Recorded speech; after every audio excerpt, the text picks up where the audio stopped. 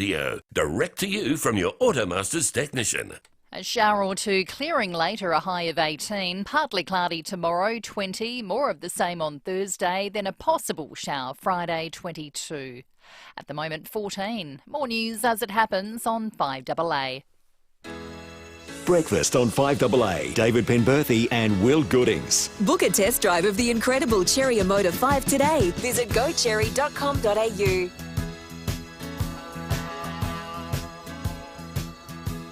6:06, good morning to you. Welcome to Tuesday on 5AA Breakfast. This is going to be a massive morning on the program. The Prime Minister will join us after 7 o'clock. He was in town last night giving the Luigi O'Donoghue oration with regard to the voice and his desire and wish that this is 1967 all over again. We will get into that. The opposition leader federally, Peter Dutton, has raised some concerns about some of the language, phrasing and the way in which the opposition's been couched. We'll get into all that with the Prime Minister when he joins us on the show after 7 o'clock. The Premier of the State will also be coming on a little bit later in the morning. We've got the outgoing now, would you believe, host of Channel 7's Sunrise program, David Koch, coming up. He'll talk to us about the decision that he announced live on air less than 24 hours ago yesterday, and we'll get you across all the other happenings in the world. Good news, Lucy's back in. The movie bowl returns today as well. David Penberthy, good morning to you. Good morning, listeners. Good morning, Will. Welcome back, Luce. Good to have you here. It's an absolute jammed, packed cracker of a show. What a crazy day yesterday was. So we were sitting here barely 24 hours ago, and Koshi pops up on Sunrise, as he's been doing every day for, 5,300 shows? Something like that. And casually drops the bombshell that he's out of there as of Friday week. A few hours later, I got a text from a mate going, "What's going on with Mark McGowan?" I said, "I don't know." How would I know? I don't cover Western Australian politics. It's basically like another country. It was closed for most of the last 4 years, which helps explain why it had a 99.8% approval rating. So McGowan chucks it in as well. Remarkable. Two hugely high-profile resignations that neither party, no one saw coming. Well, Koshi's isn't surprising. Koshi's sort of that happened yesterday. Yeah. It felt like the timing of it came out of the blue, but he'd sort of said that he was approaching the end. McGowan doesn't look like someone who's approaching the end. McGowan's a young guy. He's got zero political opposition, like none at all. The Liberals held 2 seats, neither of which belonged to its leader at the last election. He said it was sort of exhausted from the back and forth of politics and the fight and so forth. A few people have raised an eyebrow saying, "Sorry, how are you taxed? Who was holding you to account? Was there any politics going on? He was like the ruler in perpetuity over there." Yeah, the sort of stuff this for a joke thing. When you got kids, like, I want to speak with first-hand knowledge of this. Give you one example. One night when Kate was still an MP, we were sitting down for dinner on a Saturday night, and I'd made a nice meal, and she looked at me, and she goes, "Oh, no." And I went, "What?" And she goes, "It's Somalian National Day." And I went, "Oh, I didn't have that one in the diary." Looking at my Sultan Bocker, thinking this is going to be good. And she says, "I got to go to Rosewater." And I'm like, "Oh, okay." So, and look, politicians get paid stacks more money than the average person. They no longer, and my wife's in this category, they no longer have access, and rightly so, to that rort of a pension scheme. That was abolished rightly in 2004, but they still get really good pay. But the thing is, it's super intrusive. Oh, it is your life. Yeah. You've worked for politicians. Yeah. I know talking to Malinowskis, or, often you'll ring him and go, "I've got 90 seconds," because, even on, I remember I've spoken to him when he's been on a rare private family holiday during the school holidays last year, and no, it was earlier this year, and he was walking around the block with his youngest child in the pram, but he said, "I'm still spending an hour a day on work calls." And I thought, well, that's kind of crap, isn't it? You can't not do... No, it is your life. You can't not let it intrude in your life all the time, Yeah. particularly, not if you're an upper house person. They can get away with blue murder. But if you're in the lower house, you've got an electorate to worry about. You got to go to the local under 11 hockey carnival, and Everything you've you've got been to go invited to the 3 dawn services, and you've got to go to Somalia National Day. Oh, I don't begrudge anyone who's had a long time in politics walking away from it. Seeing it up close was enough to cure me of any desire to live that life. The idea there are people who work full time to make sure your diary is full. That's my idea of hell. Oh, Someone's full-time gig is sitting there going, actually, he's got a half an hour on a Friday. Well, the thing too is, in that job, you never actually really know what your day is going to entail, because you get like a piece of paper handed to you in the morning. It's like it is literally an Excel spreadsheet, and you look at it and you go, "Oh, I got 15 minutes at 3:15, and that's it." You know, this is. But whoopee-doo, cue the violins. They're all getting $200 grand. So and they know what they're signing up for. Yeah, but that's right. No one ever got to their head. No one's like, guess what? You're now the premier. So you don't begrudge him that, but he does of all the environments, the adversarial environments in which to work as a politician, his has been the least adversarial in probably Western democracy anywhere. Yeah, no one has ever had an easier time than Mark McGowan. He's got no opposition, and he's got no scrutiny. I mean, Western Australia. I mean, this might explain how for a while there, the West Coast Eagles came to resemble the Sinaloa cartel, completely unsupervised. Cut off from the rest of Australia. No one's paying any attention. You can get away with blue murder over there. Adam Simpson's still the coach. So, that's a sign, I think, of the lack of oversight and scrutiny and pressure. Isn't he a premiership coach, though? Yeah. They did win the flag. It makes it more difficult. Yeah. But, geez, he's had a long leash the last couple of years. They seem to be bottoming out somewhat. Not a lot of green shoots either. No, exactly. 13 minutes after 6 on the Dutton's text line, we've been asked the question, so once Koch goes, will he still be on the show? And who does he represent then? Is he simply the Port President? Port President, David Koch. Joining us now, former Adelaide man, David Koch. Is he going to move back to Adelaide? It's a great question. No, he's got a lot of business ties. I actually think the majority of the two major topics we speak to him about have absolutely nothing to do with him being on Sunrise.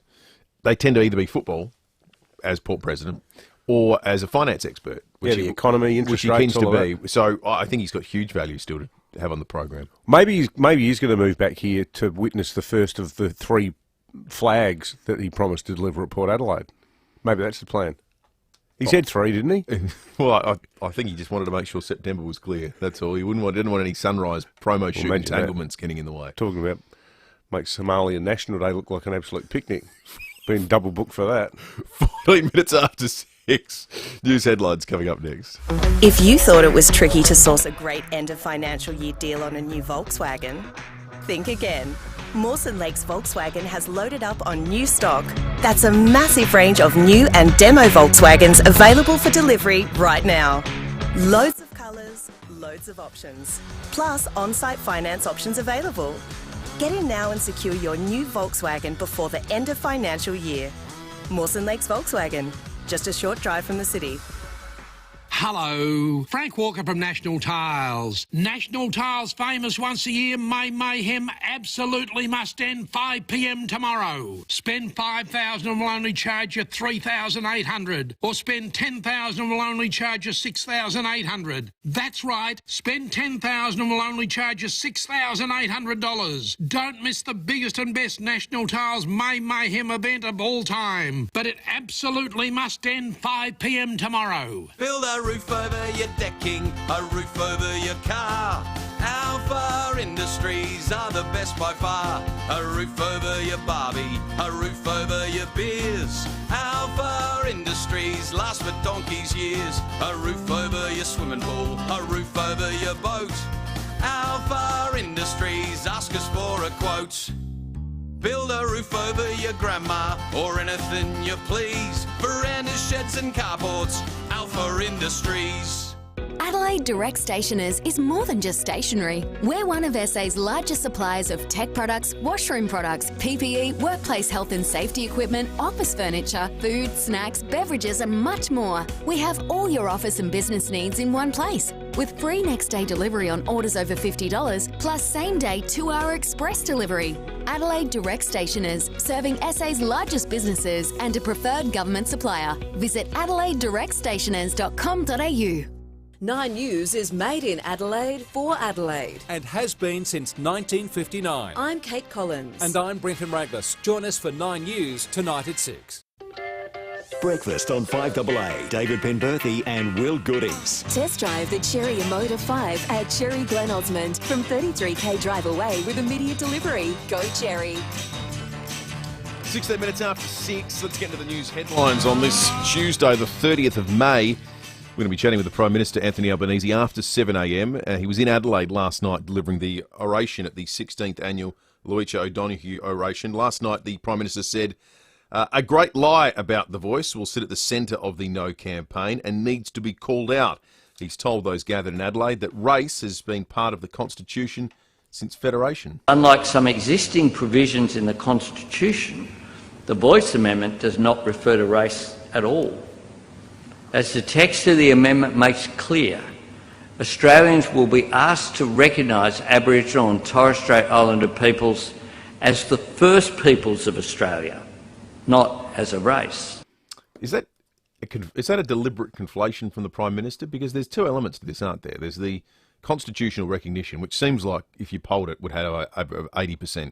Well, that's got bipartisan support. The Libs have said all along, it actually, the push to recognise Aboriginal and Torres Strait Islanders in the Constitution started when they were in power.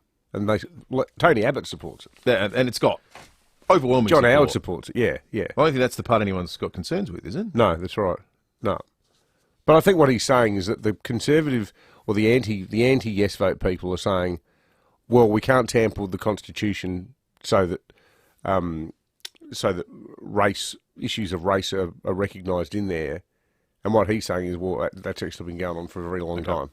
Concerns over the Crows' relocation to Theban will be delivered to State Parliament today. A petition with 5,500 signatures will be handed to the Infrastructure Minister. The 5031 Action Group is calling on the Malinowskis government not to cough up for the project unless there are changes made to green areas and tree canopies that are preserved. I thought the changes had been made. I thought the latest, whatever model version we're up to now. Isn't the reality with these residents' action groups, these coalition of NIMBYs, is that they generally don't care about compromise. They hide behind the veil of compromise, but they just don't want it to go ahead. Yeah, exactly. So you get a compromise, and they go, "Oh no, now we need this." Yeah, it's garbage. You can never negotiate with people like that. Yes. The other thing I find there's no end point. It's like the whole ring-a-ring-a-rosy with the police greys at the moment. You can talk about putting them in any part of the parklands, and there'll be people of the northwestern parklands against horses, people of the southeastern parklands against horses, people of the southern parklands, people of the absolute central epicentre of the parklands. And they're meeting in a telephone box, but that doesn't matter. Well, this is the other thing. Math goes out the window outside of election night.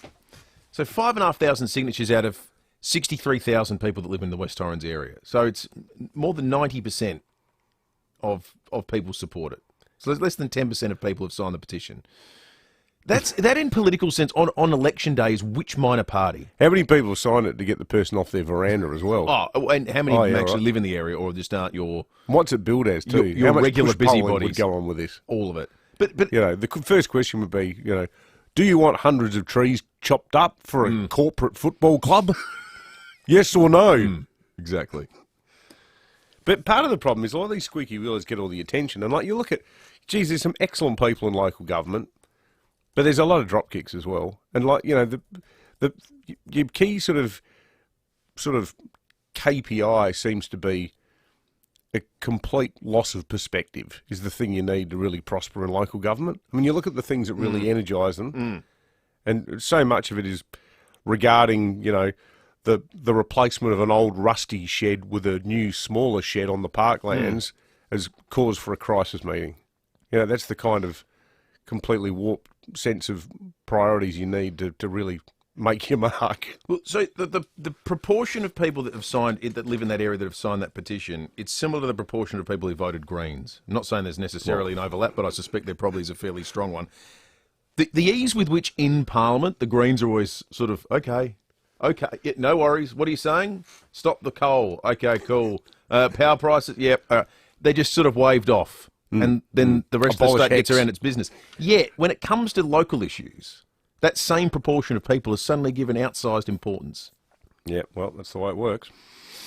Ukraine says it shot down a number of Russian missiles which were fired at the nation's capital. One person has been injured by debris from the damaged rockets which rained over Kyiv. It's the 16th time Russia has attacked the capital this month alone. There is, and you'll see it on your news services tonight, incredible footage this morning of people driving through an intersection that looks for mine like it could be Findon Road in Adelaide.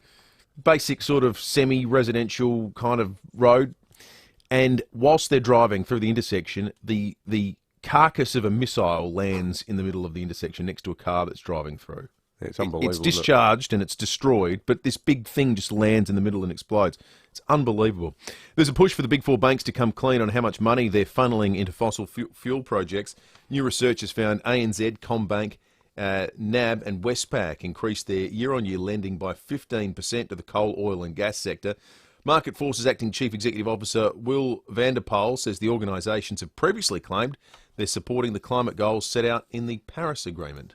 Customers are really worried that Australia's big four banks are hiding behind a smokescreen, claiming to be committed to net zero by 2050 while pouring billions into new fossil fuel developments that would lock in decades of emissions. So that news item is garbage. Yep. So this guy, whoever we Will just quoted, Vanderpoel. Will Vanderpoel. So the thing that's just got Australia out of a budget deficit, fossil fuels, coal, all of this sort of stuff. What are the banks doing wrong here? They're lending money to these corporations so that they can keep operating, basically. Well, the contention here seems to be that the responsibility of the banks is not just to make their own operations net zero, but is to only lend money on the basis that other people are taking appropriate steps to make sure they're net zero. So the big four banks should have no financial relationship whatsoever with like Ampol or BP or major employers in on Australia. the run. Yeah, okay. It's one way to run the economy. Sort of, along the same lines as, Uganders, I guess. A Brisbane man who was attacked by a crocodile in the Cape York Peninsula over the weekend has detailed his survival. Marcus McGowan was snorkelling 40... Marcus McGowan? Yeah. I thought he resigned. I think this could be why. He was snorkelling 40 kilometres off the Cape York coast when he was attacked from behind by a saltwater crocodile. Any witnesses for this one? Yeah, he says he was able to become free by levering its jaws open and then pushing it away with his hand. You think you smell a rat? Did he survive on a Mars bar for the next fortnight? 40 Ks off the coast is a long way out to snorkel. Yeah, that is quite a distance. So who saw it? Well, this is an excellent question. How did he get out there? Was he on his own? The crocodile was that big. How do you go snorkelling 40 kilometres off the... he must be a very good swimmer.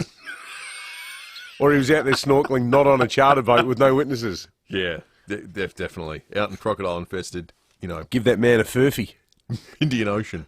We'll... Geez, I'm in a bit of a cynical mood this morning, aren't I? I like it. We need Tom in here.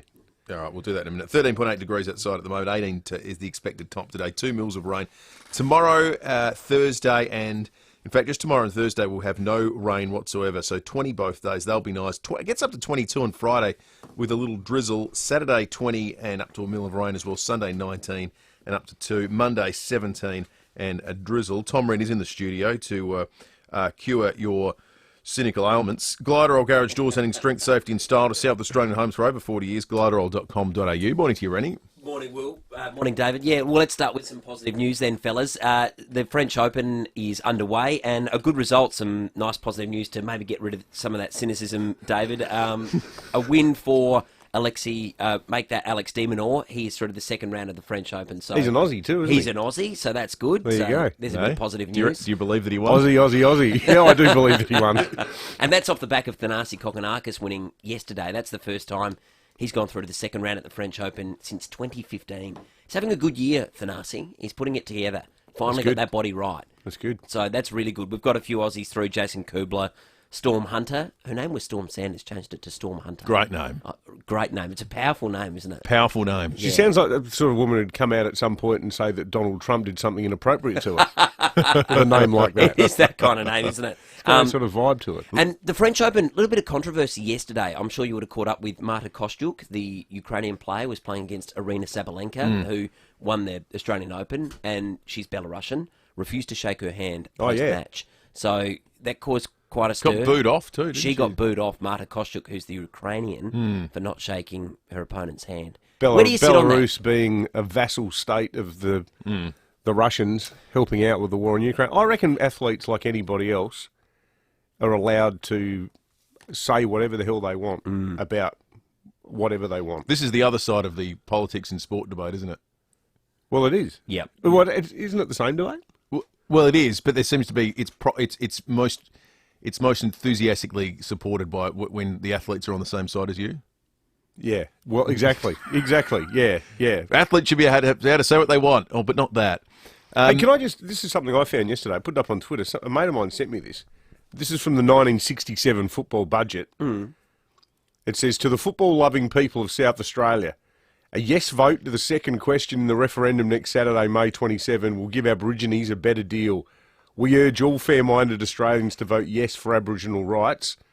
It's signed by John Halbert, John Cahill, Don Linder, Peter Darley, Fred Bills, Don Roach, Hayden Bunton, Peter Obst, Ken Eustace and Neil Curley. Wow. It was in the footy budget. That's amazing, isn't it? Isn't that interesting? Yeah, they're quite amazing. Yeah, on the right side to the of question, like, I don't know, it's not a new, as that demonstrates. No. Sports people having opinions is not a new thing. Absolutely, yeah. Rennie, Lucy just raised an interesting question. The best names, sports people with the best names. I reckon in football, it's hard to go past Steele Sidebottom. Great name. Usain Bolt, I think, is just a great name for the fastest human being ever. Yeah, just strong name. My kids and I often have the thing at home where we say, all right, here's a question. Who got teased more at school, Steele Sidebottom or Tyson Goldsack? Yeah. Now, I reckon Sidebottom, because bottom is one of the earliest funny words you learn. Yeah. Bottom. I think whatever the outcome of that conversation is, Blakey's right now taking notes. It's a fun conversation to have. Boys, we'll talk State of Origin perhaps tomorrow, because I know we've had some interesting discussions, and report cards, mid-season report cards. Yeah, excellent. Okay, we'll do cool. pros and port, maybe tomorrow or Thursday. Fantastic. Best names in sport. Let us know what you think, it. folks. 8223 0000. Text us on the Dutton's text line 0448 08 1395. Australia is having a conversation about the referendum being held later this year. So what's it about? It's about whether we should change the Constitution to recognise the First Peoples of Australia by setting up an Aboriginal and Torres Strait Islander voice. The voice will be a permanent body. And it'd give independent advice to the Parliament and Government on matters that affect First Nations people. Be ready for the conversation. Visit voice.gov.au. Authorised by the Australian Government, Canberra. Winter is coming, and it's bringing heavy rain, gusty winds and roaring thunder. But the forecast isn't all bad, as the Olympic Industries winter sale is on now. Expect strong savings across our entire range, including sheds, garages, carports and verandas. So step out and grab a deal. The Olympic Industries winter sale is on now. Olympic Industries, built to last.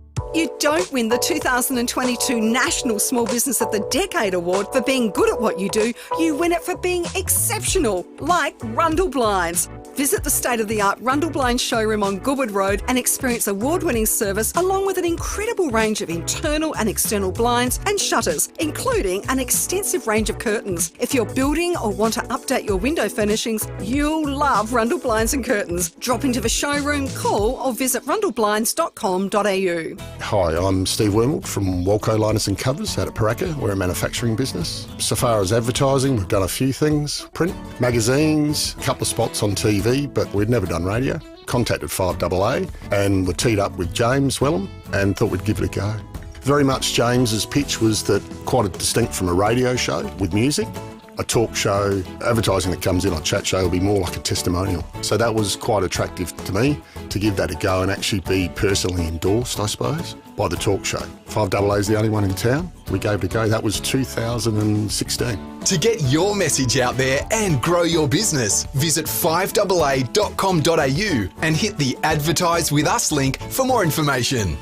5AA Breakfast is streaming live right now. To watch, simply head to 5AA on Facebook or YouTube. This is Adelaide's 5AA. Showers clearing later, a high of 18. With the 6:30 news, I'm Kendall Brettig. Terrain Tamer Parabolic Leaf Springs for a comfortable ride in your four-wheel drive. terraintamer.com. Electricity bill relief for some older Australians will start flowing from the beginning of July. Around 500,000 Commonwealth seniors health card holders will be eligible. State and federal governments have agreed to provide up to $500 per household. Federal Social Services Minister Amanda Rishworth says it'll help people deal with the rising cost of living. Those that are already receiving state and territory assistance with their bill won't be required to do anything, and those that are on the card but are not receiving assistance don't have to do anything. They will be contacted by Services Australia. The Prime Minister's dismissing claims an Indigenous voice to Parliament would put race in the Constitution. Anthony Albanese delivered a major speech in Adelaide last night accusing the No campaign of basing one of its arguments on a lie. He says race has always been in the Constitution, and this amendment asks for Indigenous people to be recognised as the first peoples of Australia, not a race. The search is on this morning for WA's next Premier after Mark McGowan shocked the nation by announcing he's quitting. The United Workers' Union will meet today to decide who it will back in as its preferred candidate for the top job. Reporter Jack Hahn says it's unknown who will succeed him. The big question is who will lead Western Australia come Friday. The Deputy Premier as well as the Health Minister and Transport Minister are all contenders for the top job. As for Mark McGowan, he will step down with a pension of $250,000 every year for the rest of his life. Demolition work is due to begin on the two central Sydney buildings destroyed by fire this morning. Machinery has been brought in to bring down what remains of the vacant building in Surrey Hills. A search will then be able to take place of the rubble to confirm whether anyone had been sleeping rough inside. Ukraine says it shot down a number of Russian missiles which were fired at the nation's capital. One person's been injured by debris from the damaged rockets which rained down over Kyiv. It's the 16th time Russia's attacked the capital this month alone. A man's recovering in hospital after being attacked by a croc in far north Queensland. Mia Glover reports. 51-year-old Gold Coaster Marcus McGowan says he was holidaying with his wife and friends on the exclusive island resort, Haggerston Point Resort, on Saturday in Cape York, some 600 kilometres away from Cairns. He says he was snorkelling in the clear blue waters when he was attacked by what he thought was a shark initially, but it instead turned out to be a crocodile. In a statement, he says, "I was attacked from behind by a saltwater croc which got its jaws around my head, adding to lever its jaws open just far enough to get my head out." He then says the croc tried to have another attack on him, but he managed to push it away, although it did bite his hand. He is remarkably doing well this morning in a stable condition at the Cairns Hospital. He has puncture wounds on his scalp and hands. It's the 5th croc attack reported in the region in just the last 2 months. And Kelly Finlayson's had some good news in her cancer fight. After being diagnosed with terminal bowel cancer, scans show her chemotherapy is working unbelievably well. The wife of Port Adelaide star Jeremy says while her diagnosis is still terminal, the main lesion on her lung hasn't grown. Now turning to FIVEAA Sport. Gliderall Garage Doors, adding strength, safety and style to South Australian homes for over 40 years. Gliderall.com.au. Here's Tom Wren. Thank you, Kendall. The Crows and Port Adelaide will both have light runs as they look ahead to their round 12 matches this weekend. The Crows will be keeping a close eye on defender Brodie Smith after he was a late out against Brisbane, and also have to decide whether to fight a one-game ban handed to Rory Laird, while the Power could welcome back Todd Marshall and Charlie Dixon from injury. Former star goal kicker, meantime, Matthew Lloyd believes many of Carlton's woes will be forgotten if they were kicking straight. The Blues have kicked the second most behinds of all teams this year, including 15 in the weekend's loss to Sydney. Lloyd telling Wide World of Sports goal kicking needs to be a priority. You know, they're in turmoil, all this sort of stuff, but they are losing a lot of confidence off the back of just their pillars in Mackay and then Curnow on the weekend. They're just missing shots they should kick. Patrick Cripps has kicked 1 goal 13 or something for the year. So it's just destroying their confidence. Crazy scenes in the IPL. The Chennai Super Kings have been crowned champions, defeating the Gujarat Titans by 5 wickets in a thrilling rain-affected final. Needing 10 runs off the final 2 balls, Indian all-rounder Ravindra Jadeja smashed a 6-over long on before finding a championship-winning boundary with the final ball. Last ball. Oh! Jadeja never bet against MS Dhoni and CSK. The Tata IPL champions of 2023.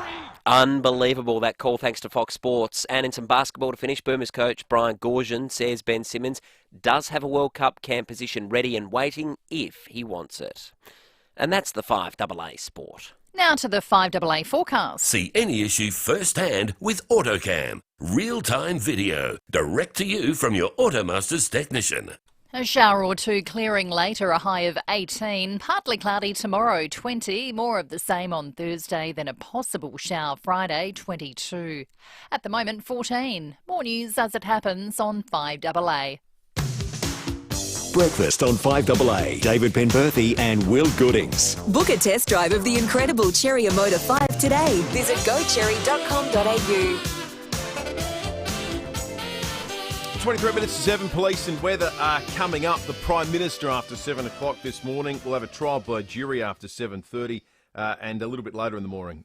David Koch, it'll be almost exactly 24 hours on from his announcement that he was leaving the Sunrise couch. He'll be joining us before 9 o'clock today to talk us through that decision. It'll be his first interview since he made the announcement too, I think. Yeah, I think so. Let's run with that. Yeah, I'm happy with that. Why not? People World exclusive. People put exclusive on less. Just speaking from some experience myself. There's a bit of a traffic hassle this morning. A B-double truck has broken down right at the intersection of Greenhill Road and Portrush Road, right outside Burnside Village. Police are directing traffic through the intersection, so that's one to be wary of as you get your way around town today. Lots of texts on the Dutton's text line. The all-new Volkswagen Amarok available right now to test drive at Dutton's Adelaide Hills. Storm Hunter, great name. She's won her first round clash at the French Open, Australian tennis player. Some other good names coming through, though. Dale in Littlehampton suggested this bloke. I've never heard of him, but it's a great name. Stingray Rob, best name in IndyCar. It sounds like something out of Talladega Nights, doesn't it? Well, Chic and Beak. Dave from Melbourne has NASCAR race driver Dick Trickle from yesteryear, which is that is one hell of a name. And also former Philadelphia King Chubby Cox. Guy in Highgate says, morning lads, back in the early 70s, South Adelaide had Craig Koch and Bob Ball in their AFL team. As typical young lads, we always had a chuckle at this. Anne says, I've always thought Magic Johnson was the best named sportsman. That is a good name, isn't it? It's a great name. You've got to live up to it. If you're called Magic, you've got to deliver, don't you? But yours says George Best. There's a simple beauty about George Well, Magic Best. Johnson's name's Irvin Johnson, and he's sort of Irvin. He got nicknamed from a young age as Magic. Was it like a sort of is, Australian nickname where the name Irvin was such a nerd name that they called him Magic? I suspect so. A bit like redheads are called Bluey in Australia. I suspect that's probably the case. But George Best is just George Best. Yeah, George Best. And he was. Tennis Sandgren, the tennis player nominated by Mike from Glengarry. And also Will Power, the racing driver. A couple of nominations for Will Power. It's a terrific name. It certainly is. This will be news that will excite you this morning, and I actually think this is a sign that the whole thing's not going that well, but I'm sure it's not how they expect it to be discussed.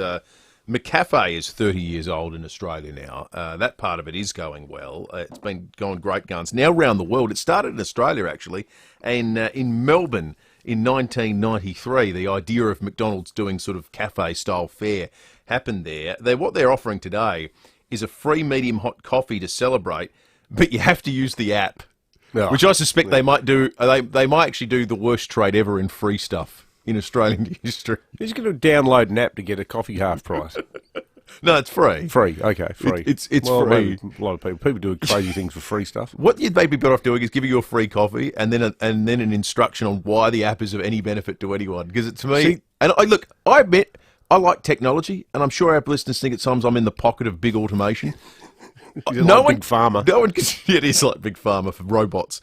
No one can tell me why any consumer is better off ordering via the app. Well, not when you're in your car in the drive-through. About to speak to a person. They want to get rid of them all. That's the plan. Well, yeah, but Coles Prospect. We should all that Prospect Coles. I saw the reviews the other day from people who'd been there. If you've been there, folks, give us a call, 8223 0000. But the punters, they're not liking it. And, the people that aren't liking it the most, older people. I bet. Older people who go in there and say, how do I get served? Can I ask you this, though? Because I just think Coles aren't stupid. Do you think it'll go broke within 12 months? Well, no, because they do all their research and they know that predominantly it's a part of town where people are going to do a small, quick shop because they're predominantly cashed-up middle-class people aged under 60. So that's the demographic of the community there. They're not going to open a swipe-only store in, Victor Harbour, are they? Where you've got heaps of retirees and there'd be a rebellion in the street. There'd be more elderly people running around protesting than an Extinction Rebellion get-together, if that happened in Victor. Whilst we're on sort of the generalised... Old meme Thomas might have to head south instead of north to protest for a change. Whilst we're ranting against, automation Meme and jobs, form. I had the experience of going to a bank yesterday, in person, turning up to a bank. Needed some help with something, and I can't remember the last time I did that. No, and which is the whole reason why it's not the experience isn't what it once was. But I'd got to admit I hadn't quite realised how much it had changed. There is no tellers, no tellers. I needed a teller. I needed to go to a person with a computer who's sitting there able to perform a task on my behalf because I wasn't able to do it. Well, no, now there's like the sort of front of house person. It was like going to a hotel. There's a concierge. What are you here for? And then when it became clear that we needed actual help, it was sort of, okay, go and join the other people. So then there was this sort of hand gesture, and there was another couch, and there was 3 people sitting there looking miserable because apparently they'd been there for a long, long time, days, waiting for someone to help them. So the rest of the people in the line were being told, "Oh, you can go home and do that online." Seriously? That was the experience of being at the bank. It was like, oh God, you have to go to the waiting for help couch after being in the waiting for help line. Talk about jobs disappearing. So many of the girls at Marion High, when they graduated, end up working at the local state bank and stuff like that. It was a really, really common first job. I reckon heaps of our listeners, their first job would have been being a bank teller. Without a doubt. It's not the industry it once was. It's certainly, if it is your first job, do give us a call, 8223 0000. Just quickly, McCafe, worst thing McDonald's ever did. Oh, I disagree vehemently. McDonald's coffee, the old brewed bitter coffee that would sit there in the American style jug all day, is absolutely the best way to have coffee. That with one sugar and a splash of milk. And to this day, you can still order long blacks. They don't do it right. It tastes totally different. Because every it's time I go to the beans. Macca's drive-thru, It's actual coffee can you beans. please make me a coffee that tastes like it used to taste? I want a black coffee with one sugar and some milk in it. And often they just, they forget the milk, they put none in, or... You want a long black with a dash of milk? I want brewed American coffee. Drippolator. Yeah, we used to have a drippolator at home. But yeah, they're lattes and they're all I actually think they're frothy. I think they're really good. You have been got to. You're on the payroll. This is McCafe for comment. No, I'm happy to stand for McCafe, that's for sure. I'll die on a hill defending their old school burgers. Yeah. Quarter pounders, Big Macs. They're all terrific, but not the coffee. Maxine has called into the program. Good morning to you, Maxine. Morning, gents. How are we? Good, thanks, Maxine. So when I was leaving school, year 11, which would have been late 80s, we all went to the Adelaide Uni and there was about 500, 600 people, and you had to do a speed and accuracy test. And from that, the bank then chose people to go and have an interview, and me and 2 of my sisters both started working at the State Bank. Oh, really? Which branch did you work at, Maxine? So I started at 97 King William Street. Yeah, the headquarters. But because everybody was related, in those days, you weren't allowed to all work in the same branch because of safety in case there was a robbery. They only wanted one person of the family to die instead of 3. Seriously? That's a nice cheery thought on your way to work, isn't it? So Saving Private Ryan. It was so you couldn't collude and rob the bank. Yeah, okay. No one ever tried to rob the bank when you were there, did they, Maxine? No, thank goodness, no. Now, Maxine, did you ever work at any suburban branches? And also, are those suburban branches still operating? Well, I went to, after a year in the city, I went to Woodville Park, which is across the road from Arndale. Yeah. And I was a teller there for a while, and I believe it's gone. Yeah, right. The whole branch. There was an ANZ, a Westpac, and a State Bank, which you found a lot back in those days. All the banks, big banks, were together. But I believe all of those the three that were on that corner, they're all gone. Yeah, I was thinking of Melissa, one of my good friends from Marion High. She worked at the State Bank on South Road at Clovelly Park, and that's now an archery store. That building, they've all vanished. Well, not all of them, but most of them. Great call, Maxine. Let's give Maxine a FIVEAA breakfast mug, like the ones we're drinking out of in studio now. Yes, management mandated. That's right. Lids. You need lids. 14 to 7. Let's check traffic. We'll come back with police and weather in just a moment. Car under the weather, we'll take it to an independent RAA approved repairer before you hit the road. T's and C's apply.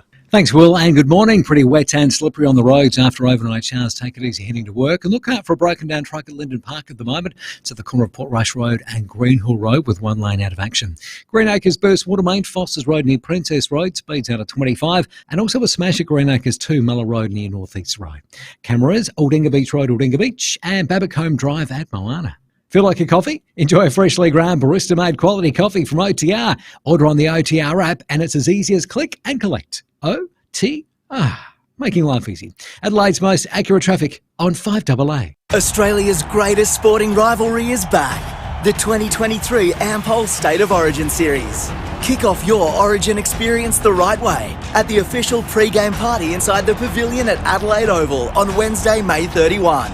Mingle with rugby league legends and enjoy 2 hours of food and drinks. This is the perfect way to start your Origin experience. To book, see nrl.com/hospitality or email hospitality@nrl.com.au. You know, there's a really simple way to be sure the ham you're buying is made from Australian pork. You just look for a pink box on your packs.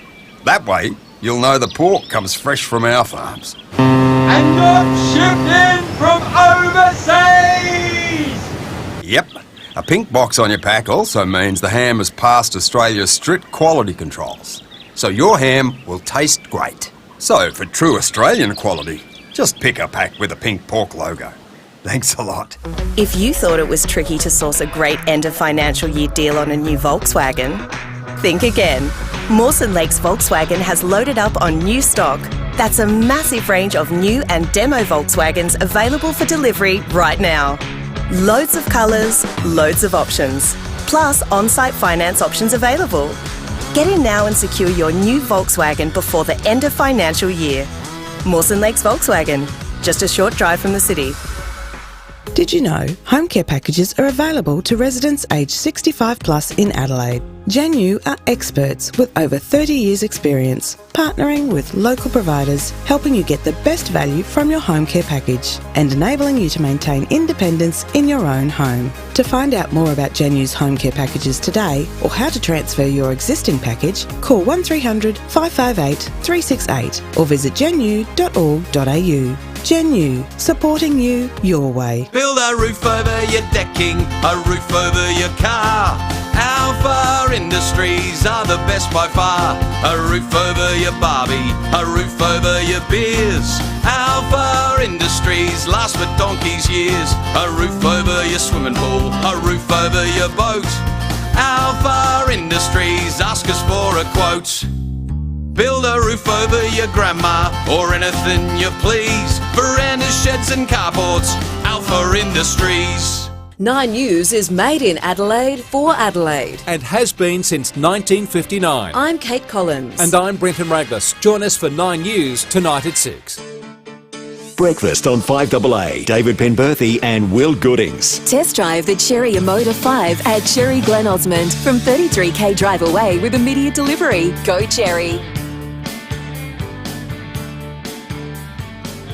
10 minutes to 7. Let's head to the Weather Bureau. Jenny Horvat's the senior forecaster on duty this morning. Jenny, good morning to you.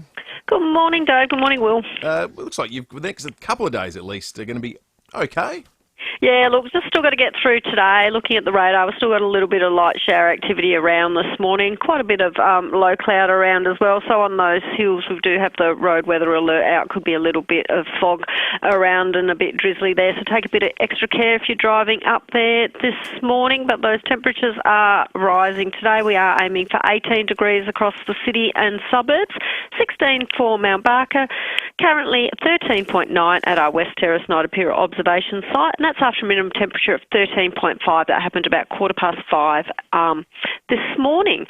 So we've still got that high pressure system to the west, maintaining sort of that broad westerly airstream and keeping those showers going for today. But that system is moving off to our east to be into the Tasman Sea. As that happens, those winds will shift northerly and we will go into a bit of a drying pattern. So it should be pretty dry for Wednesday and Thursday. We are looking at top temperatures of around 20 degrees.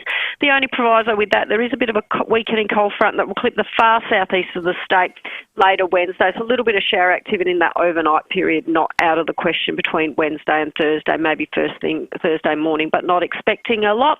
Still looking at a maximum temperature of around 22 degrees on Friday. Things are getting interesting out west on Friday with a low pressure system becoming established in the Bight. Normally these systems will move pretty quickly across from west to east. This one looks like it's going to hang around in the Bight. It's going to make things a little bit interesting. A lot of uncertainty with that system towards the end of the week and when and where we'll see some rainfall. So watch this space for that, guys. Good on you, Jenny. Thanks, you. Jenny Horvat, Senior Forecast at the Bureau. Let's head to SAPOL. Senior Constable Matt Brown joins us. Matt, a drink driver has been arrested for driving a stolen car in the CBD last night. That's right, Will. About 4:20am today, police were called to the intersection of Morford and Franklin Street after a car had driven into a work zone with two pop tyres. Now, police were called to the scene and they tracked the driver to a nearby property on Morford Street, and checks identified the car had been stolen the previous week from Ethelton. The 28-year-old Blair Athol man was arrested and charged with refusing name and address, driving disqualified, illegal use of a motor vehicle and drink driving after he blew .127. So he'll also be refused bail and will attend court later today. See what happens when he gets to court. Matt, also, a truck has broken down outside Burnside Village. That's right. Not hard to miss this one, Dave. A truck's broken down at the intersection of Green Hill and Portrush Road, which is closed. So the truck tow truck, if that makes sense, is on its way to the scene. So please avoid the area if you can.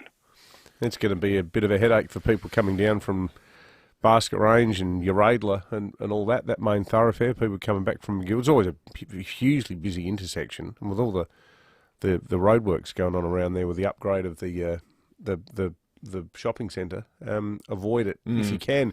Good on you, Matt. Senior Constable Matt Brown from SAPOL. That first item, I think, is we always wondered when anyone ever complete the sweep of breaking every law you possibly could in one go, because we've always had the people that speed, drive dangerously, have no licence and an unregistered car. I mean, that's just sort of become commonplace at 6:20 with our police, or 6:40 with our police reps.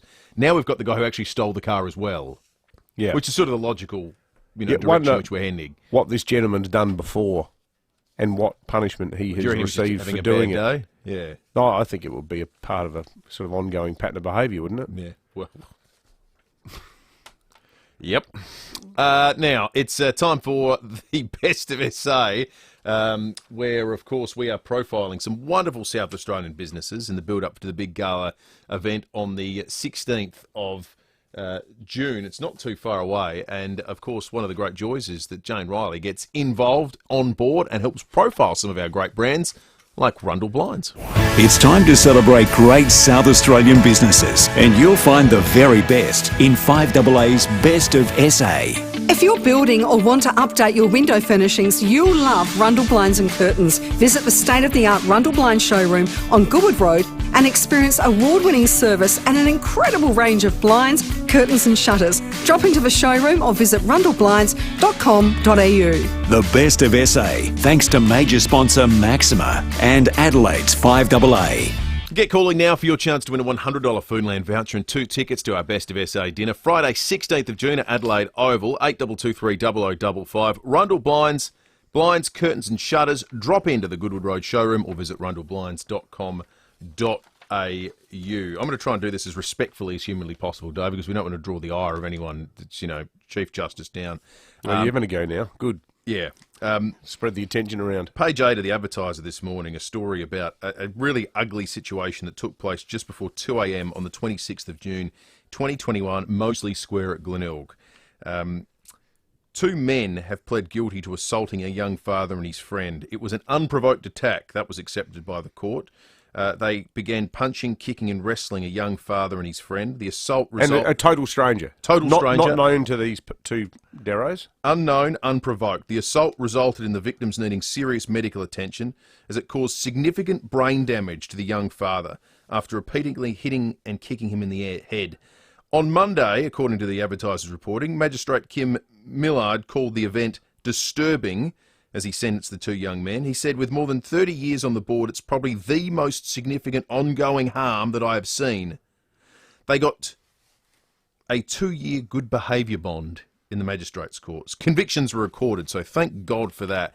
But I read it and I thought... convictions were recorded. They don't go to jail at all. They don't go to jail. And I thought, was that a problem with the law? So I looked up the law handbook of SA this morning. Because I thought, if you turn up in a public place and bash 2 people that weren't asking for it, that weren't provoking you in any way, that you didn't know, and one of them leave one of them with brain damage, surely under our laws that you can get sentenced to jail time even if you plead guilty.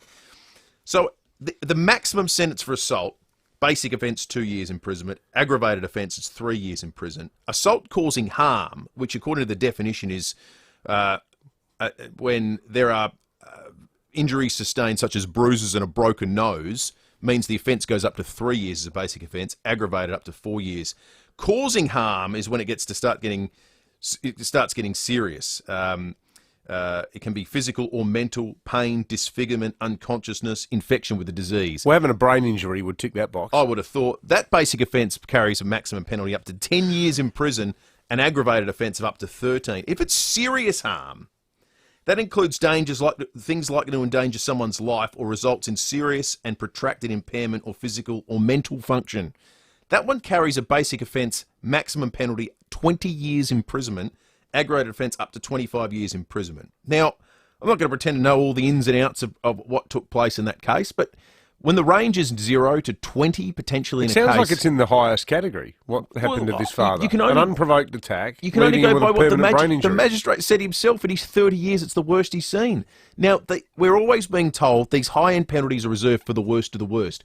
If you say it's the worst, how does it not attract a penalty that gets any jail time? The quote is, with more than 30 years on the board, it's probably the most significant ongoing harm that I've seen. This dad's got brain damage. Does his brain damage have a good behaviour bond? Does it after 2 years elapse? What about the 2 bludgers who did it as well? They rock up at court. One of them's wearing a beanie. You should give him 3 months in jail for that. It's indicative of I don't give a know what. And why would you? Because you know that... Get a good behaviour bond? Yeah, laughing. You rocked up in a public place and bashed 2 people that were doing nothing wrong. One of them's got brain Someone damage. should actually, i.e. the Attorney General, should actually have a quiet look at some of these cases and say... Are we really? Because some of the explanations that the Chief Justice gave the other day, one of them seemed to be that they got quite a lot on. Well, we're all busy. I can't believe that. Yeah. Just that blew my mind reading that this morning. I'd love to hear your thoughts, folks. 8223 You can text us on the Dutton's text line also. We're going to take a break. 5AA News is coming up. Then the Prime Minister of Australia will join us on 5AA Breakfast. APIA is giving you the chance to win a $40,000 energy savings bundle. That's up to $40,000 worth of solar panels, rechargeable batteries and more to help you enjoy a more affordable and sustainable future. Purchase an eligible new APIA comprehensive car or home insurance policy to enter.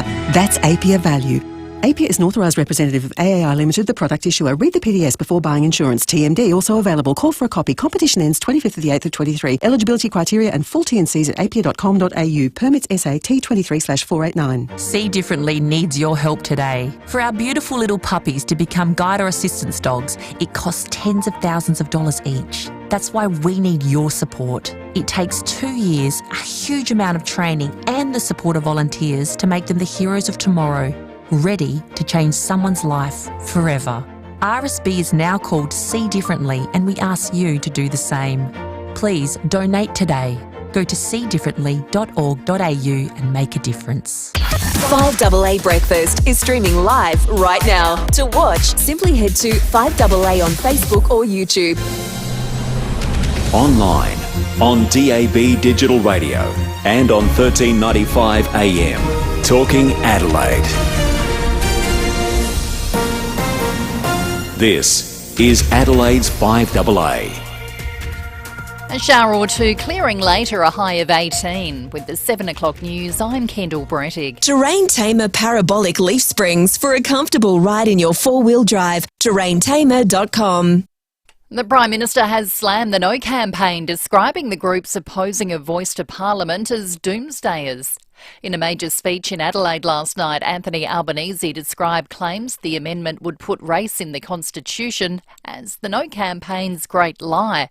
The constitutional change doesn't mention race, and the term's been in the Constitution since Federation.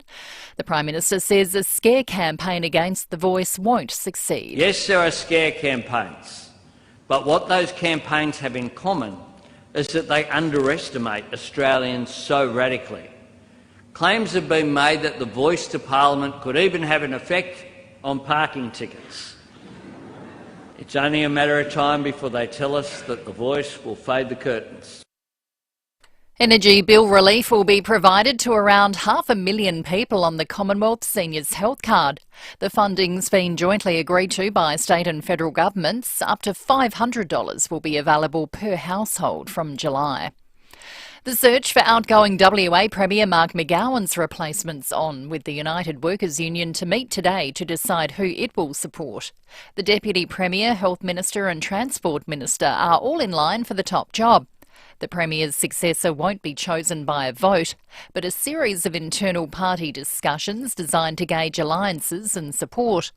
Mr McGowan will leave the role by the end of the week after 6 years. He says he's exhausted and made the decision to leave a few months ago. But once you make a decision in your head, it's hard to then hold out implementing it. And I wanted to also make sure that my successor has enough time to embed and understand the role. And they're very experienced, all the people around me, very experienced ministers and so forth. But being the Premier, it's got that 7-day-a-week, every waking hour aspect to it.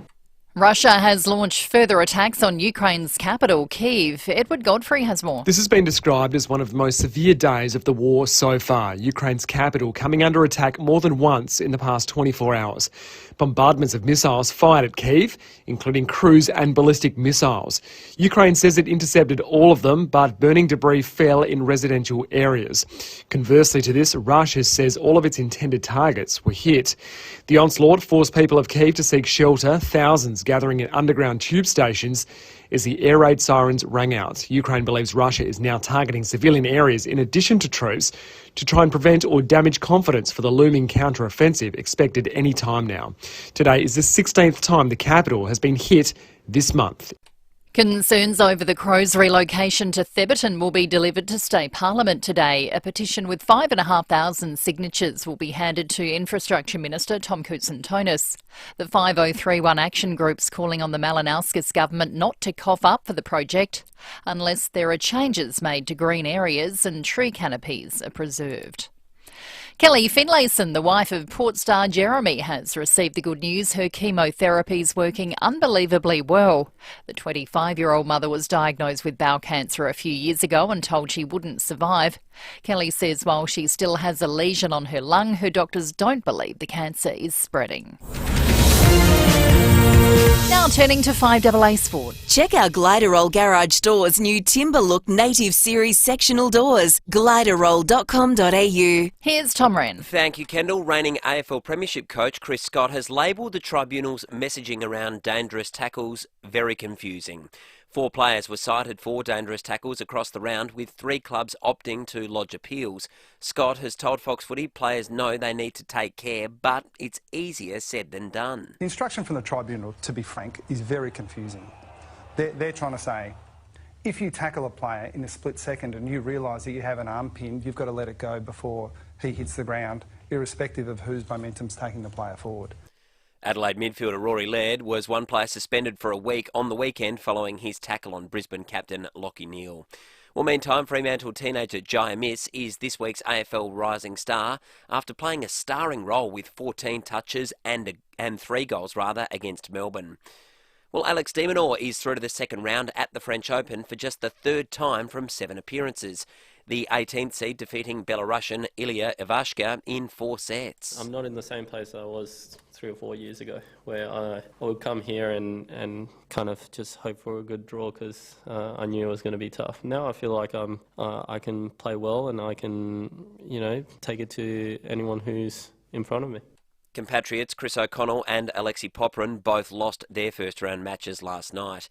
Briefly elsewhere, the NBA playoff series between the Boston Celtics and Miami Heat will be decided today, with the series locked at 3-3 heading into Game 7. And the Chennai Super Kings are the champions of the IPL for a 5th time after a last-ball thriller against the Gujarat Titans to win the tournament.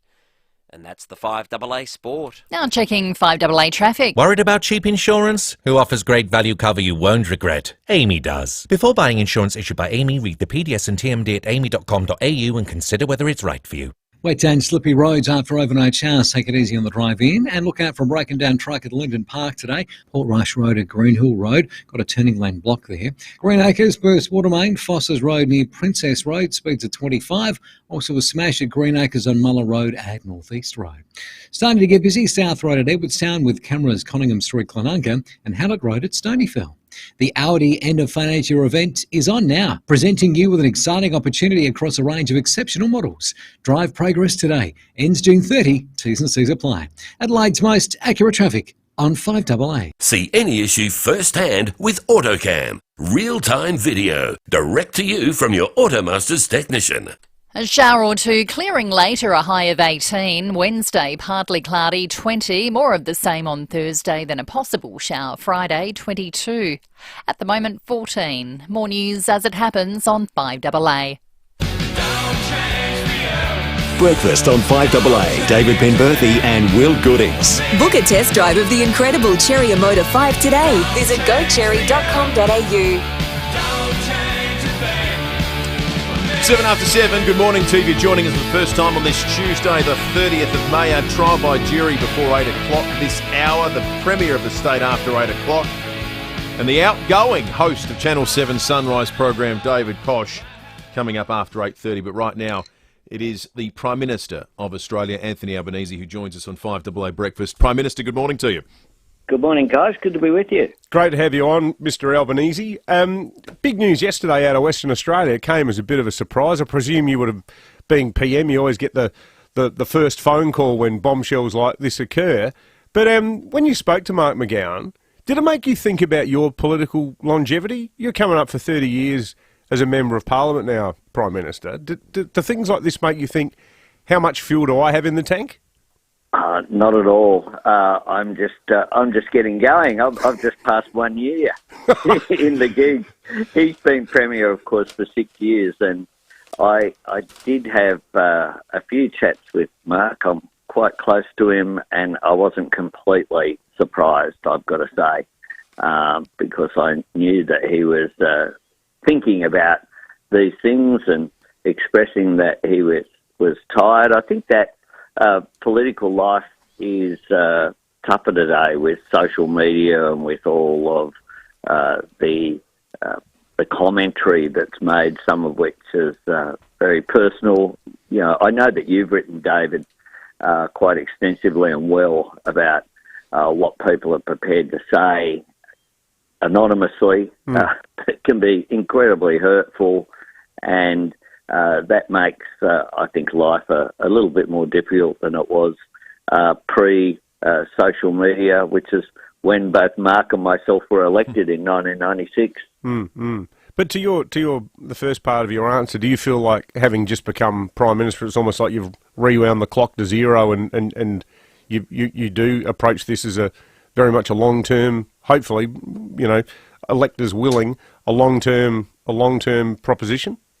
Oh, absolutely. I feel as though this is a completely different existence from being a member of the opposition, but even from being a minister. I regard this as an extraordinary privilege. And one of the things that I believe people will consider at the next election is the last 7 federal elections, going back to 2004, have elected 7 different prime ministers. Now, whatever you think And wherever you stand on the political spectrum, I think it's hard to argue that that is a good state of affairs, that we have different prime ministers elected in 2004, 7, 10, 13, 16, 19 and 22. So stick with one for the next 10 years is your message today, is it? I reckon stick with what you've got. And I think that I do think that people are looking for stability, and I think the country needs stability going forward. Prime Minister, the opposition leader Peter Dutton yesterday accused you of name-calling and suggesting that those who oppose the Voice are racist. Are people who don't support the Voice to Parliament referendum racist? No. People will have a range of views and they're entitled to it. Peter Dutton is doing his best to turn up the heat on the debate. And what he did last week in the Parliament, where he referred to racialising the Constitution, he, as the alternative Prime Minister, should know that, in the words of the former High Court Judge, Robert French, said that it represented a significant shift away from the existing race-based legislative power that the Commonwealth has in the Constitution. I think that before what I referred to in my speech was very clear. I said that remember how the sky was going to fall in after the apology. Please enjoy the sky as you head back out today. The truth is that people, including Peter Dutton, I don't know anyone who today is arguing that the apology was a bad thing. But prior to it being given, of course, it was a campaign which was resisted by then Prime Minister Howard, and it never occurred. It took the change of government for that to occur. Once it occurred, the world moved on. But we've had, over the issue of constitutional change, we've had all sorts of claims. Barnaby Joyce claimed, as a former Deputy Prime Minister, that the budget this month could be the last ever budget if the Voice happens. I mean, that is just absurd.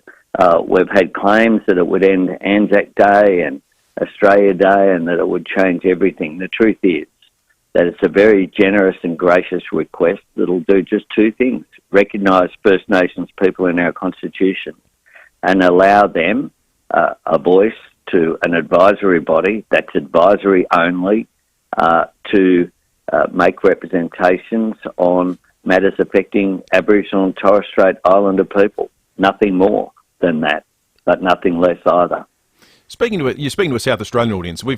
I think, somewhat have a different perspective, given we've gone through the process of a state-based voice to Parliament in South Australia, legislated voice to Parliament. Why is the constitutionally enshrined version of this superior to a legislated one that we can refine, change, remove or improve over the course of the next few years, decades or whenever? The point is that the principle will be in the Constitution. That's the point. That's why it will be legislated, the detail, because it will need to be refined and changed over a period of time. But the principle of a body being in the Constitution is what First Nations people themselves came together at Uluru in 2017 in a First Nations Constitutional Convention. In the lead up to that, there were over 1,000 meetings and discussions. There were over 200 delegates elected and appointed by their local communities, came together, and they said, one, we want recognition finally in the Constitution. We are the only advanced economy in the world that has arisen with a colonial past that doesn't recognise First Nations people. New Zealand did it a long, long time ago in the 19th century, and Canada did it last century. This has happened around the world, and they said that the form of recognition they want is to have a body, a voice, so that they're listened to on programs that affect them. because we know that we need to do things with Indigenous Australians, not just for them, even with the best of intentions. When you have the gaps that are there in life expectancy and housing and health and education and incarceration rates, we need to listen to First Nations people and take their advice, as we do in other areas of policy. Listen to people who are directly affected. Prime Minister, there's obviously an intense argument, you dealt with some of it there, around the details and the intention of the voice. I've got to say, whenever you come on the show, we always say to our listeners, send us your messages, tell us anything at all that you'd like us to ask the Prime Minister. I think the bigger threat to the voice is the economic backdrop in which you are trying to win this debate. And I'll just give you a quick sample. We get so many messages like these, and I read them out with somewhat of a heavy heart, being a bit of a softie and someone who intends to vote yes for the reasons that you have been outlining and more persuasively Aboriginal people have been outlining. But I reckon it's in trouble, and it's in trouble because of texts like this one from Martin. Good morning. Question for the PM. My mortgage has just risen again to 2/3 of my income. Energy prices in my home are increasing by up to 25%. My daughter had to bid overs against 40 other people to get a rental, yet you continue to argue for the allocation of public money to the voice, which is about number 5,000 on my list of priorities at the moment. What do you say to people like Martin? Because I reckon there's more of them out there than the yes camp is aware of. Oh, what I say to Martin is that we are concentrating on matters that affect him. We just hand down a budget that will give energy price relief. We are trying to get legislation through the Senate that will have an impact on housing to our Housing Australia Future Fund, but we had other legislation as part of the budget as well, rental relief for people in the private sector. We had increased funding for community housing. We had in the budget, following on from our cheaper medicines policy that came in January 1, further measures that will reduce the cost of medicines by September 30. We have cheaper childcare comes in on July 1. We're doing all of those things that affect a vast number of Australians. But at the same time, yes, we are going to give the Australian people the opportunity to vote on something that overwhelmingly will not have a direct impact on most Australians. But it just might make a positive difference for some of the most disadvantaged Australians who are there. And this, I think, is something that is within the Australian ethos of the fair go. And I understand that many people are doing it tough, and that's why we introduced those measures in the budget, and that's why we'll continue to work each and every day on the full range of issues across health. That's why in health, in order to give people access to bulk billing, the last time I was in Adelaide, I was in a medical centre in the northern suburbs there of Adelaide, in the electorate of Spence, around Elizabeth, talking about our tripling of the bulk billing incentive. That at that medical centre will make an enormous difference for people, speaking to the doctors and the people on the ground there. Prime Minister Anthony Albanese, always great to catch up. Thanks for joining us. We'll talk again soon. Thanks very much, guys. 19 minutes after 7. Let us know your thoughts, folks. 8223 0000. You can text us on the Duttons text line, similar to Martin's and others that we've received. Sue, immediately, through during that chat. This referendum, what's the cost? Get back to me when my kids can afford a house. Yeah, we did get, and that's why we wanted to elevate Martin's text because it was emblematic of many others that we received along very similar lines. So thank you to everybody who texted in. Absolutely. That's the Duttons text line. The all-new Volkswagen Amarok available right now to test drive at Duttons Adelaide Hills. 8223 0000 is the number to call. You might like to be on our jury. We'll have a trial by jury after 7:30 today. And the Premier is not too far off either. Now, let's check traffic and come back with sport. Car under the weather, take it to an independent RAA approved repairer before you take to the road. T's and C's apply. Thanks, Will. Damp roads for the drive-in after overnight showers. And look out at Linden Park. A few things going on there at the moment. Got a broken down truck at the intersection of Greenhill Road and Portrush Road. Also got an accident in the same position causing heavy delays inbound. Bedford Park, a breakdown on the Southern Expressway near the Flinders Hospital. That's citybound. And Greenacres burst water main. Foster's Road near Princess Road. Speeds at 25. Cameras, Arthur Street, Tranmere and Cooper Place at Beaumont. There's one day left of the online mega sale at Coles. Save on hundreds of great products when you shop online today. Visit coles.com.au before it's over. Adelaide's most accurate traffic on 5AA. 5AA Mornings with Matthew Pantelis. Protesters will protest about the right to protest. It's in the wake of legislation after the antics, the ridiculous protests put on by Extinction Rebellion. These people are their own worst enemy. With tactics like that, it just makes you want to go home and light up some coal. Weekday mornings from 9. If you shut down a city, you will need to have deep pockets, and I have no problem whatsoever with that. On 1395, Adelaide's 5AA. Hi, it's Sean from Automasters. This outside brake pad is the one we're concerned about. Now you can see what we see. If I come down here, this is your front shock absorber. AutoCam. So I'd like to flush that system out for you too. Real-time video sent direct to you from your Automasters technician. He wants to run a little engine flush through to help get out that old oil that's in there. See any issue firsthand. How good? Real-time reporting with instant SMS approval. Call 1300 Automasters. Great service guaranteed. Oh, sure, we'll help you with your groceries. Your cleaning too. That's right, you can continue living in your own home. Yes, we have a great health and wellness team. Oh, 72? Yeah, no, that's the perfect age to take up photography as a hobby.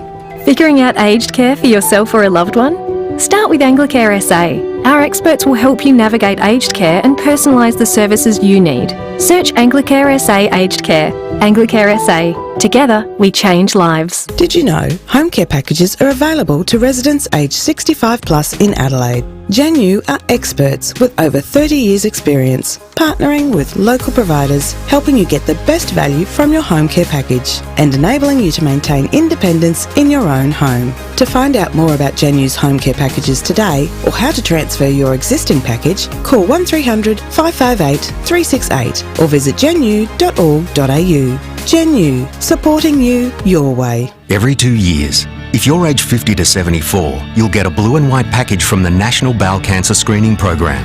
It's your free bowel screening test kit, and it could save your life. Here's what to do.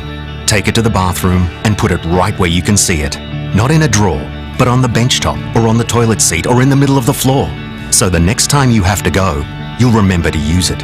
Please don't put off the chance to save your life. Get to it. Visit bowelcancer.org.au for more information. AutoCam. So this is the air filter out of your car. Real-time video sent direct to you from your Automasters technician. It's not actually the wheel bearing. What it is, the handbrake. AutoCam. Real-time reporting with instant SMS approval. Call 1300 Automasters. 9 News is made in Adelaide for Adelaide. And has been since 1959. I'm Kate Collins. And I'm Brenton Raglas. Join us for 9 News tonight at 6. Breakfast on 5AA. David Penberthy and Will Goodings. Test drive the Cherry Emoda 5 at Cherry Glen Osmond from 33k drive away with immediate delivery. Go Cherry. 24 minutes after 7. I haven't heard this bit from the sports show, but I'm very much looking forward to it because I knew it was coming. We're going to get to that in just a moment. Did Robbie have to apologise on air to the umpires or something? Oh, he might have to apologise all over again because the verdict came through last night regarding the Rory Laird decision. What is that? Just hold your horses. We'll get to that in a moment. Diane in St Clair first has called in on 8223 0000. Morning to you, Diane. Oh, good morning. Boys, I know David said he's going to vote yes. What about the poor people in Alice Springs? What's the boys going to do for them? The Prime Minister, when you talked about Mark, who was struggling, now we're pensioners, and I tell you what, this voice is just a distraction. We can't afford the electricity, we can't afford to put food on the table, the average person can't, and he's talking about a voice. I tell you what's going to happen with that voice, David. The fat cats in Canberra, New South Wales and Victoria, and that's the Indigenous ones, are going to get richer. Those poor buggers in Alice Springs, nothing's going to happen to them. It's definitely a no to this very divisive voice. And the more Prime Minister talks and is insulting half the population, the more I'm going to vote no. I don't know if he's insulting people, Dan. I think we should be able to agree to disagree and listen to each other respectfully. I thought he was. But he's not. He's not. He's actually been quite sarcastic to half the population, David. I mean, if he can, surely the person that's suffering with this, we didn't get the $275, and he's saying it's all. He talked a whole heap of word salad about the budget, how it's helping people. I mean, it was just a load of rubbish. I mean, so you talk to the average person, David, and I tell you what, the average person's not talking about a damn voice. They're talking about the cost of living. How the hell are they going to afford to put fuel in their cars, pay the rent, and put food on the table? I mean, so the voice is the least of their problems. Believe me, you're not in the real world if you don't see that. Well, it's precisely why we put that question to him along those very lines, Diane, as per Martin's text. So I think everyone would agree on that. Yeah. I think we're either side. I think if you're a proponent of the yes side and you don't realise that the economic backdrop is the biggest variable in this, you got to get out more. Exactly right. You're living under a rock. So I think we're in complete agreement on that point. The fact that Jacinta Price goes on Sky News once every 20 minutes, though, doesn't mean that every black person in Alice Springs is against The Voice. No, but to Diane's point, we had Karen Little on, and I thought she spoke incredibly well about growing up in that part of Australia, and the fact that people there had called for things like the continuation of the alcohol ban and do-gooders in the way that was handled, the main city. But again, knew better. All those decisions have been made by white people in Canberra. That was the problem, which you can turn that around and say that's actually an argument in favour of a voice model, where maybe a stupid decision like that wouldn't have been made in the first instance, because the people who would have been advising on the ground would have been the female elders saying, no, we need these bans. Yeah, maybe. Diane, thank you. We appreciate your calls. Yeah, great call. Don't Diane. ever hesitate to call us with your thoughts, folks. We love talking to you. We do. We like to be the last bastion of... How did you just phrase it there? We can politely live in a world where we can... Agree to disagree. We either agree or we don't, or we partially do, or whatever. Yeah, like Good Friday football, isn't it, Will? Okay, not on everything do we politely disagree. There wasn't any polite disagreement last night at the sports show. For the perfect meal, head to a Barrow Hotel, the Albion Birkenhead Tavern, Excelsior or Sundowner in Whyalla. The Rory Laird 1 week suspension came through whilst Rowie and Timmy G were on the air. There is an absolute disconnect between what is a legal tackle, how we're taught to tackle, how the coaches ask you to tackle, and the intent of a tackle, and what gets reported. Without a shadow of a doubt, 4 players copped a game for dangerous tackle. Yep. 3 of them have already said we're going to challenge that. Okay. So that would tell you that the club, the hierarchy, the player, the advocacy, the coach and all that think, well, no, that doesn't deserve a game. They're rated as careless, medium and high. Again, I've looked at all 4. The Rory Laird one of all of them is probably the softest. When I say the softest, it was a tackle of a bloke that's paid, Lachie Neale, to break tackles. He's paid to free the arms and draw an opponent in so that he can give to his opponent and that opponent on the outside can run away. It's 101 of midfielders. Draw as many people to you, strong in the tackle, free the arms and release, and then you can hurt them. Lachie Neale's won a Brownlow for doing that. So you're told to wrap his arms up as a coach. You're told to take him to ground because he can't kick it and he can't dispose of it. And you're told to do that without hitting his head on the ground. You've got to try not to do 2 actions, lift him up, or slam his head in the ground, or spear his head into the ground. Laird did none of that. He had 16 tackles. Yep. One of his 16 tackles was against this bloke, and this is nothing against Lachie Neale. Lachie Neale could not have jumped up any quicker to his feet, swung around and laced out a forward. My position on this consistently has been that people that love football are talking about it in a way, the disconnect is between how football fans talk about this and how the AFL thinks about it. And as much as we want it to make logical sense, here's the only sense that matters. They want to be able to one day stand in a courtroom with a giant manila folder and say, here are 972 occasions where someone got hit in the head and we took action every single time. That's all they care about. They don't care about who it's being taught or the fabric of the game. They don't care, right? That's the only interpretation I can make on the basis of what we've seen over the last couple of years. That said, this was graded as medium. Lachie Neale didn't even flinch. The bloke didn't blink. Did he get a free? He got a free. He got a free. He got a free, but he got up and looked. I don't know what medium impact means. Does that mean he felt another man's... He felt someone tackling him? It Maybe can't be medium impact. There was zero impact. We need a 5th umpire from Slater and Gordon. Well, I think we're already there. We just don't know it. They have to challenge it and they have to win it. That is a stupid decision. And I say that as someone who's got that very fatalistic sort of view on this. 100%. Medium impact? The bloke felt no impact. That means Lairdy's not eligible for the Brownlow. I mean, he's not a favourite, but no, it's just a bad blemish to have against your name, and he's not a player who deserves it. No, completely. More of that debate will take place on the Sports Show. For the perfect meal, head to the Barrow Hotel, the Albion, Birkenhead Tavern, Excelsior or Sundowner in Whyalla. This is Adelaide's 5AA.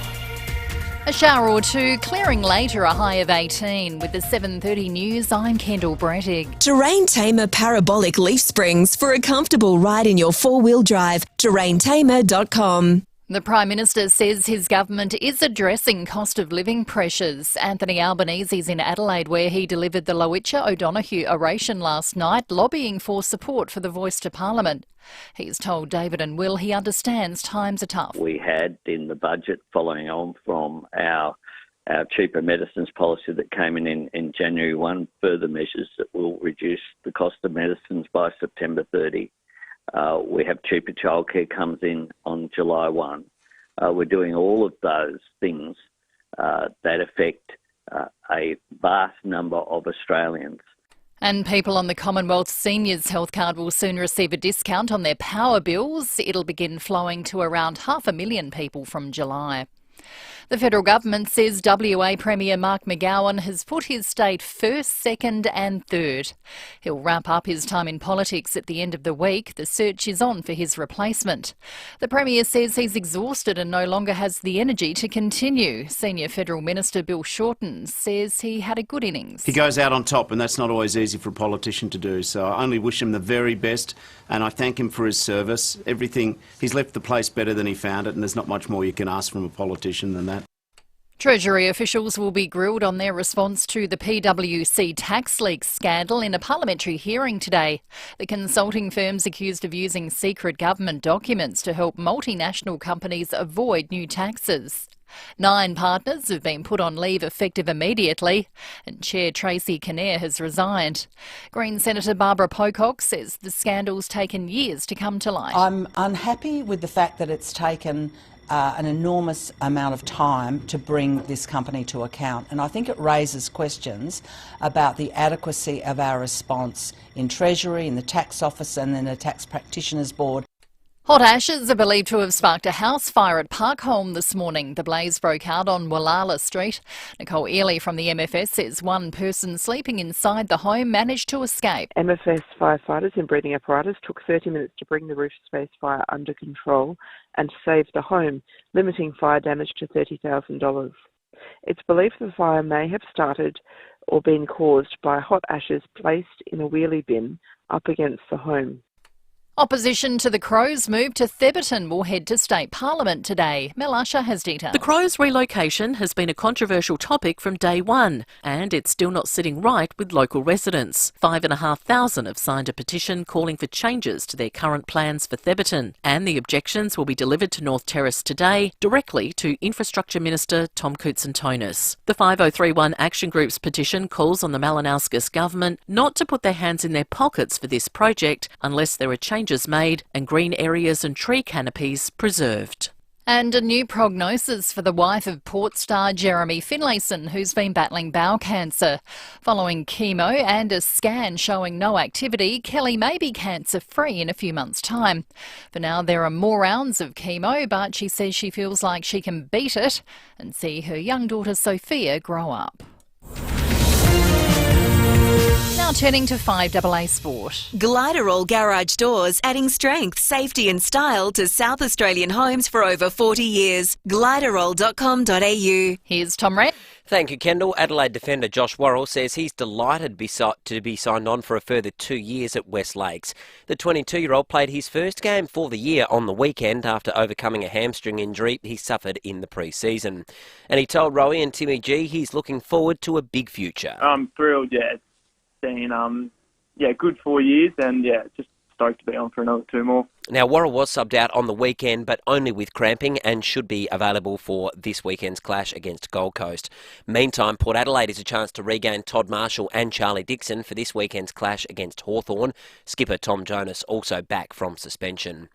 To tennis, Alex de Minaur is the only Australian to progress on day 2 of the French Open. Craig Gabriel reports from Paris. He dropped the second set, but really de Minaur was pretty happy overall with the way he played. He wasn't far from winning in straight sets, in fact, as he beat Ilya Ivashka 6-1, 5-7, 6-1, 6-3 to make the second round and will face Argentine clay courter Tomas Martin Echeverry, who he played in juniors at about the age of 12. Not such good news for Alexei Popyrin and Chris O'Connell. Popyrin lost in 4 sets to Aslan Karatsev, and O'Connell lost decisively to Taro Daniel of Japan. And in some soccer to finish, Chelsea has a new manager, with Maurizio Pochettino taking over the club's disappointing 12th placed finish this season. And that's the 5AA Sport. Now to the traffic. Worried about cheap insurance? Who offers great value cover you won't regret? Amy does. Before buying insurance issued by Amy, read the PDS and TMD at amy.com.au and consider whether it's right for you. Damp roads for the drive-in after overnight showers, so take it easy on the way to work. And look out at Linden Park for a truck broken down on Portrush Road at Green Hill Road. Got a right-hand turning lane blocked onto Green Hill Road. She's down to one lane, really solid delays at the moment. Bedford Park breakdown on the Southern Expressway. It's near the Flinders Medical Centre that's city-bound. And Greenacres burst water main this morning. Foster's Road near Princess Road, speeds reduced. Got a camera 2, Cooper Place at Beaumont. The Makita Tax Time sale is on for 2 days only at Toolkit Depot. Shop Makita deals in-store and online at toolkitdepot.com.au. This Friday and Saturday only. Adelaide's most accurate traffic on 5AA. See any issue firsthand with AutoCam. Real-time video, direct to you from your Automaster's technician. A shower or two clearing later, a high of 18. Tomorrow, partly cloudy and 20. The same on Thursday, then a possible shower Friday, 22. At the moment, 14. More news as it happens on 5AA. To help build South Australia's future, our young people need the skills to build theirs. That's why the state government is building 5 new technical colleges across the state. They'll help address our critical skills shortage and take high school students from in-school to in-demand in areas like advanced manufacturing and engineering, defence, early childhood education and health and social support. Get a head start to a hands-on career while completing your SACE. Find out more at technicalcolleges.sa.gov.au. A message from the Government of South Australia, Adelaide.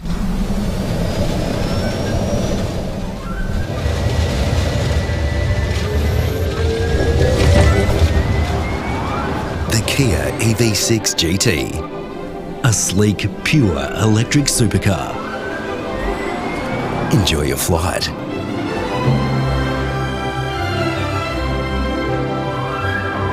The Kia EV6 GT. Kia, movement that inspires. I never thought I'd be homeless at 70, but I was.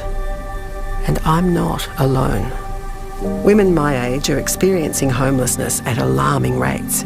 Please donate to the Vinnie's Winter Appeal at vinnies.org.au or call 131812 and give older women like me the immediate and long-term support needed to escape homelessness forever. If it wasn't for Vinnie's, I don't know where I'd be. Hi, I'm Tim Angove from Supercraft Bedding. We're a small batch manufacturer of high quality mattresses, direct to public sales, but also commercial sales for government departments and defence use. We're more of a specialist manufacturer of mattresses. We decided to advertise on 5AA because they've got a very empowered and engaged audience, and we very much wanted to connect to that as our target market.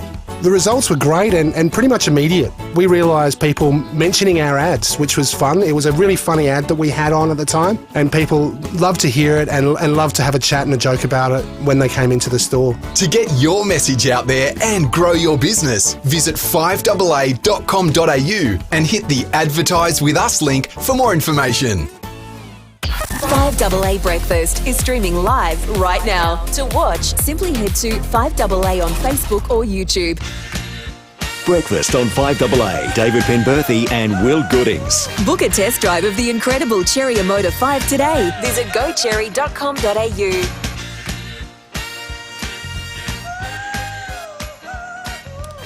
21 minutes to 8. We've got a jury trial coming up. One of our jurors will win a $100 Barbecue Adelaide Weber Store voucher, and we'll be doing that very, very shortly. John Blake before 8 o'clock. The Movie Bowl returns, albeit on a Tuesday morning, with Lucy just before 8:30 today. David Koch and the Premier still to come. We've already had the Prime Minister. If you missed him, you'll be able to catch him on the 5AA Breakfast podcast. One of the first things we spoke to him about this morning was the shock departure yesterday of West Australian Premier Mark McGowan. Today I'm announcing that I'll be stepping down as Premier and as member for Rockingham. I was elected as Premier of Western Australia in March 2017, more than 6 years ago now. Prior to that, I served as Opposition Leader for more than 5 years. All up, I've held the privileged position of WA Labor Leader for around 11 and a half years. I've served in Parliament for 26 and a half years as either Premier, Opposition Leader, Minister, Shadow Minister, Parliamentary Secretary, and of course, as the member for Rockingham. Most known, of course, outside of WA for the man that took the decisions to essentially lock Western Australia out from the rest of the country, even well beyond the period of time that the rest of the nation had reopened. The expected people that will fill the breach, Deputy Premier Roger Koch has said he will put his hand up to lead the Labor Party, as has Transport Minister Rita Saffioti. With hindsight being 2020, the assessment of Mark McGowan over the COVID period, incredibly popular in WA, was his task made all the easier on the basis that they were essentially printing money with iron ore prices over there, so they could afford to do. The safety net was always there. The economy was going to be booming. There were no wrong decisions, or was it particularly bold? Do you think? I think he just and totally picked the sort of almost nationalistic identity of Western Australians perfectly from the get-go, which is we don't care what the rest of Australia thinks. Because Western Australia, quite rightly in a way, has felt like it's the cash cow for the country. A bit like the old bumper sticker, truckies carry this country. Well, you can switch the word truckies to Western Australians because with their huge mineral resources, they feel like they're the ones who prop up the economy. So they don't owe the rest of Australia anything. But in my inbox yesterday, subscribing to all sorts of different, lobby groups, or, whether you like it or not, they track you down when you're a journo. One of the first emails I got was from AMEC, which is the peak mining body in Australia representing the mining industry. And the headline on it was, "Thank you, Mark McGowan." And it was because his plan was, okay, we're going to cut ourselves off from the rest of Australia. We're not going to let people in, even for the most valid excuse, like we don't care that your mum's dying or you haven't seen your kids at boarding school for months, because all we want to do is keep the mining industry open. So he was uniquely parochial, aggressively parochial. And you talk to people who live in Perth. Like, I can remember last year or the year before talking to Jay Weatherall. He'd been locked there for 2 years at a time from memory when his parents were actually struggling health-wise here in Adelaide. And he just had to sort of cop it sweet like everybody else did. But he said the thing is, you walk around here, you wouldn't know there's a pandemic because everything's still open. So it was like this little hermetically sealed bubble of happiness that people there loved. Yeah. Back here in Adelaide, front page of the Advertiser this morning, some good news for Kelly Finlayson, the partner of the Port Adelaide footballer Jeremy Finlayson. Best story in town today by the length of the straight. Diagnosed with terminal bowel cancer at just 25 years of age. It's just an awful, awful story. She just had a baby, and a lot of the symptoms are similar to when you just had a child. A lot of the discomfort and things you wouldn't necessarily pick up because you go, well, I've just given birth. So she didn't find it. They didn't get it early enough. Well, the good news is she'd been told she won't live to see her daughter's first day of school. That looks like the equation has changed considerably. She just had a restaging scan which showed incredibly positive signs that the chemotherapy was working unbelievably well. She's still terminal. She's still technically terminal, and she will be rescanned again in 3 months. But according to her, quotes in the paper, she says the cancer's still there, but it's dormant, which means it's not spreading. So her timeline has changed completely. And as she makes the very powerful point, her timeline's about how much time she gets to spend with her daughter, what milestones she gets to share with her. So it's still an uphill battle, but geez, it's some really exciting news. And we've met her. She is just an absolutely delightful human being. Yeah, she's remarkable. We were chatting to her only a week ago, but, hope and pray that it continues on this trajectory, because it's the first bit of good news the Finlaysons have had for a while. She spoke with Jade Robran a number of weeks ago. And you brought the day forward because you're not feeling well. You're fighting your second bout of bowel cancer. I mean, wow, life can really be cruel sometimes, can't it? Yeah, I very selfishly brought it forward because I wanted my own hair in my wedding photos. Fair enough. Also, we don't know where we will be in October, to be honest. So it just was a wasn't even a question in it. As soon as we got told that the hair might fall out, we were on the ball of making sure it happened before it didn't. So that's the 8th of March, worrying about where she might be in October. Here we are, it's the 30th of May now, and the equation has changed considerably. May that be a pattern now going forward for the Finlaysons. I met Jeremy at the FIVEAA footy launch as well. Just a terrific, lovely, quiet guy. They're both wonderful people. It's just awful things just sometimes happen to great people. They do. So it's good they've finally got some good news. Would you buy the catalogue of Queen? Don't stop me now. I'm having such a good...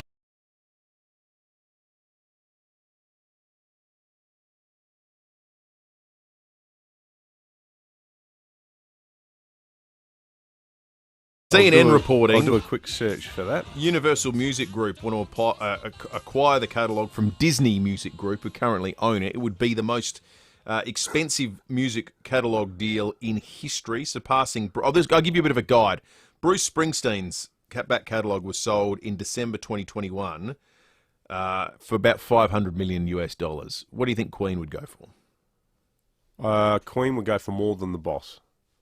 Because break the record. Queen are one of those, a bit like Marvel films. People in Africa and Asia love Queen as well, which I don't think you can say that about Bruce Springsteen. Queen sort of transcend language. Queen have 47,789,000 monthly listeners on Spotify. The song you just played is their second most streamed song on Spotify, Don't Stop Me Now. That's been listened to 1.596 billion times. Bohemian Rhapsody has been listened to 2.15 billion times. I reckon their back catalogue would have to be worth maybe $1 billion. Well, you'd be right. Well, that's certainly what one source has told CNN in their reporting. The expectation is it could surpass $1 billion within the next month. Now, there's a curious element to this, and maybe it's just part of the haggling over billion-dollar deals, that Disney Music Group have said that they're not selling. So maybe, but the sources on the other side are saying we're buying it and we're going to be doing it for around $1 billion. So what's your favourite Queen song? There might still be some water to go under the bridge. That's an excellent question. Oh. Let me rephrase it. Apart from Fat Bottom Girls, what's the greatest Queen song? You know what? I just love the utter stupidity of that song. We get a question. We want to weed out the Queen fans from the Queen deniers for our trial by jury this morning. So this might be the opportune moment to introduce the jury. In the criminal justice system, all defendants are innocent until proven guilty, either by confession, plea bargain, or trial by jury. This is one of those trials. If you're on the jury, you're in the running to win a Barbecue Adelaide Weber store voucher valued at $100, and that's easy. You just come on, you're given a number, and you render your verdict. The question is about this. Scaramouche, Scaramouche, will you do the bandang?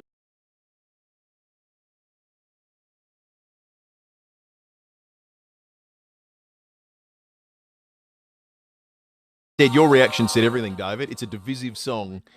Our question for the jury this morning, it runs for 5 minutes and 55 seconds.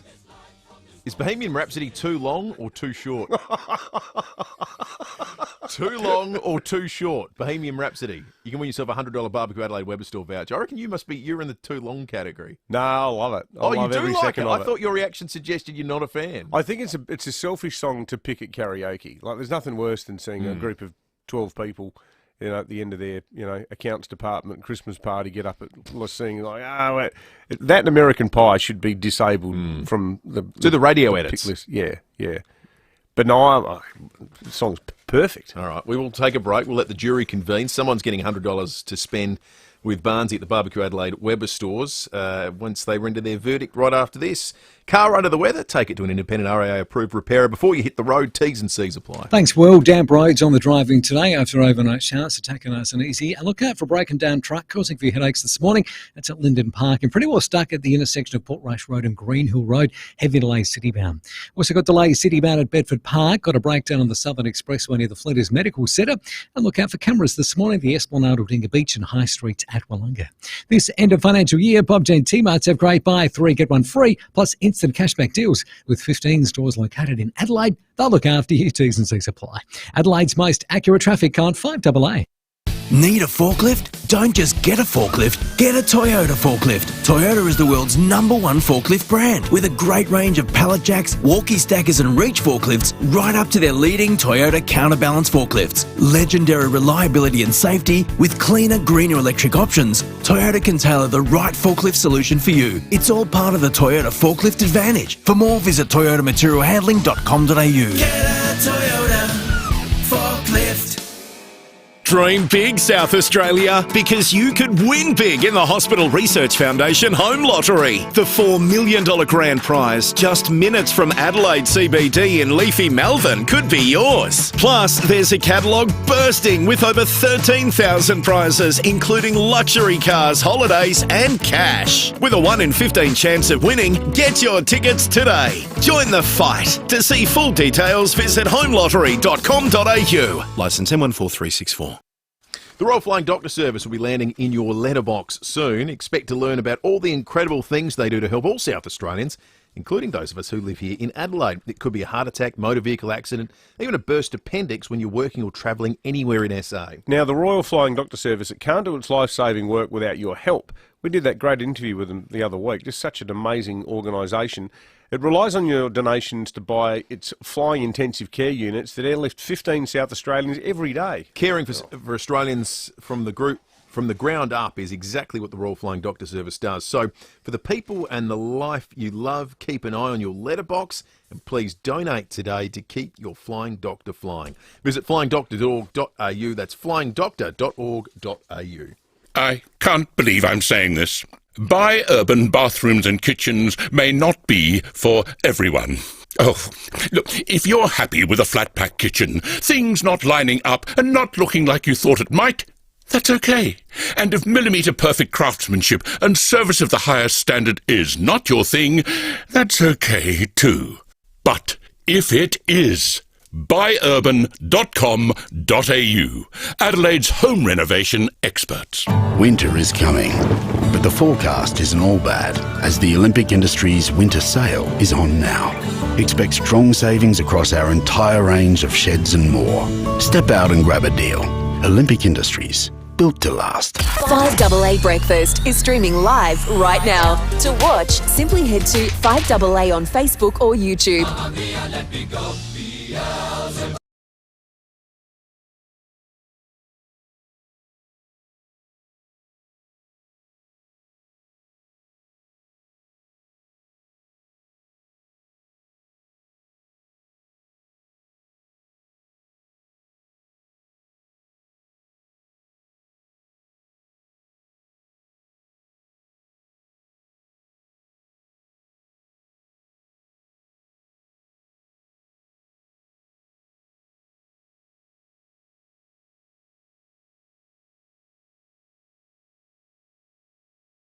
Barbecue Adelaide Web Stores voucher. So all you need to do is call in on 8223 0055 right now and render your verdict. Too short or too long? I reckon the barbecue store in Mile End, that might be the most entertaining shop in South Australia. I was in there Saturday afternoon. That place is just wild. Party's on at the moment. Yeah, it's terrific. Juror number 1, good morning. Yeah, good morning. Too short or too long, Bohemian Rhapsody? Too short. Too short. Iconic song, it should be longer. Good on you, juror number 1. Thanks, you. Juror. Juror number 2, what say you? Scaramouche, Scaramouche, will you do the fandango? Too short. That is a Hall of Fame verdict. Thank you, juror number 2. Juror number 3, good morning. G'day, guys. Can you hear me? Yes. Yep. Yep. I forgot my jury number. You're three. Anyway, I can't top the Scaramouche guy. But I was working in London in the 90s, early 90s, and we had many a lock-in till 2 or 3 a.m. Biggest night was Wednesdays, ladies' darts, and we played Queen all night long, so it's too short. I suspect the Queen people are coming loud and clear onto this jury. Juror number 4, good morning. Good morning. Too short. I don't get enough work done while I'm boogieing to it. Boogieing. Juror number 4. Enough of my yakking. Let's boogie. Juror number 5. Good morning.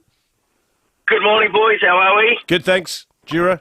I say too short. Who hasn't done a Wayne's World version of Bohemian Rhapsody? We would never have that classic scene. Come on. One of the great scenes. Certainly is. headbanging in the car. Juror number 6, good morning. Good morning.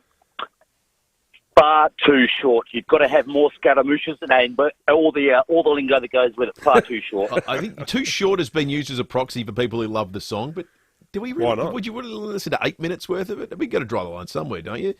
Juror number 7, good morning.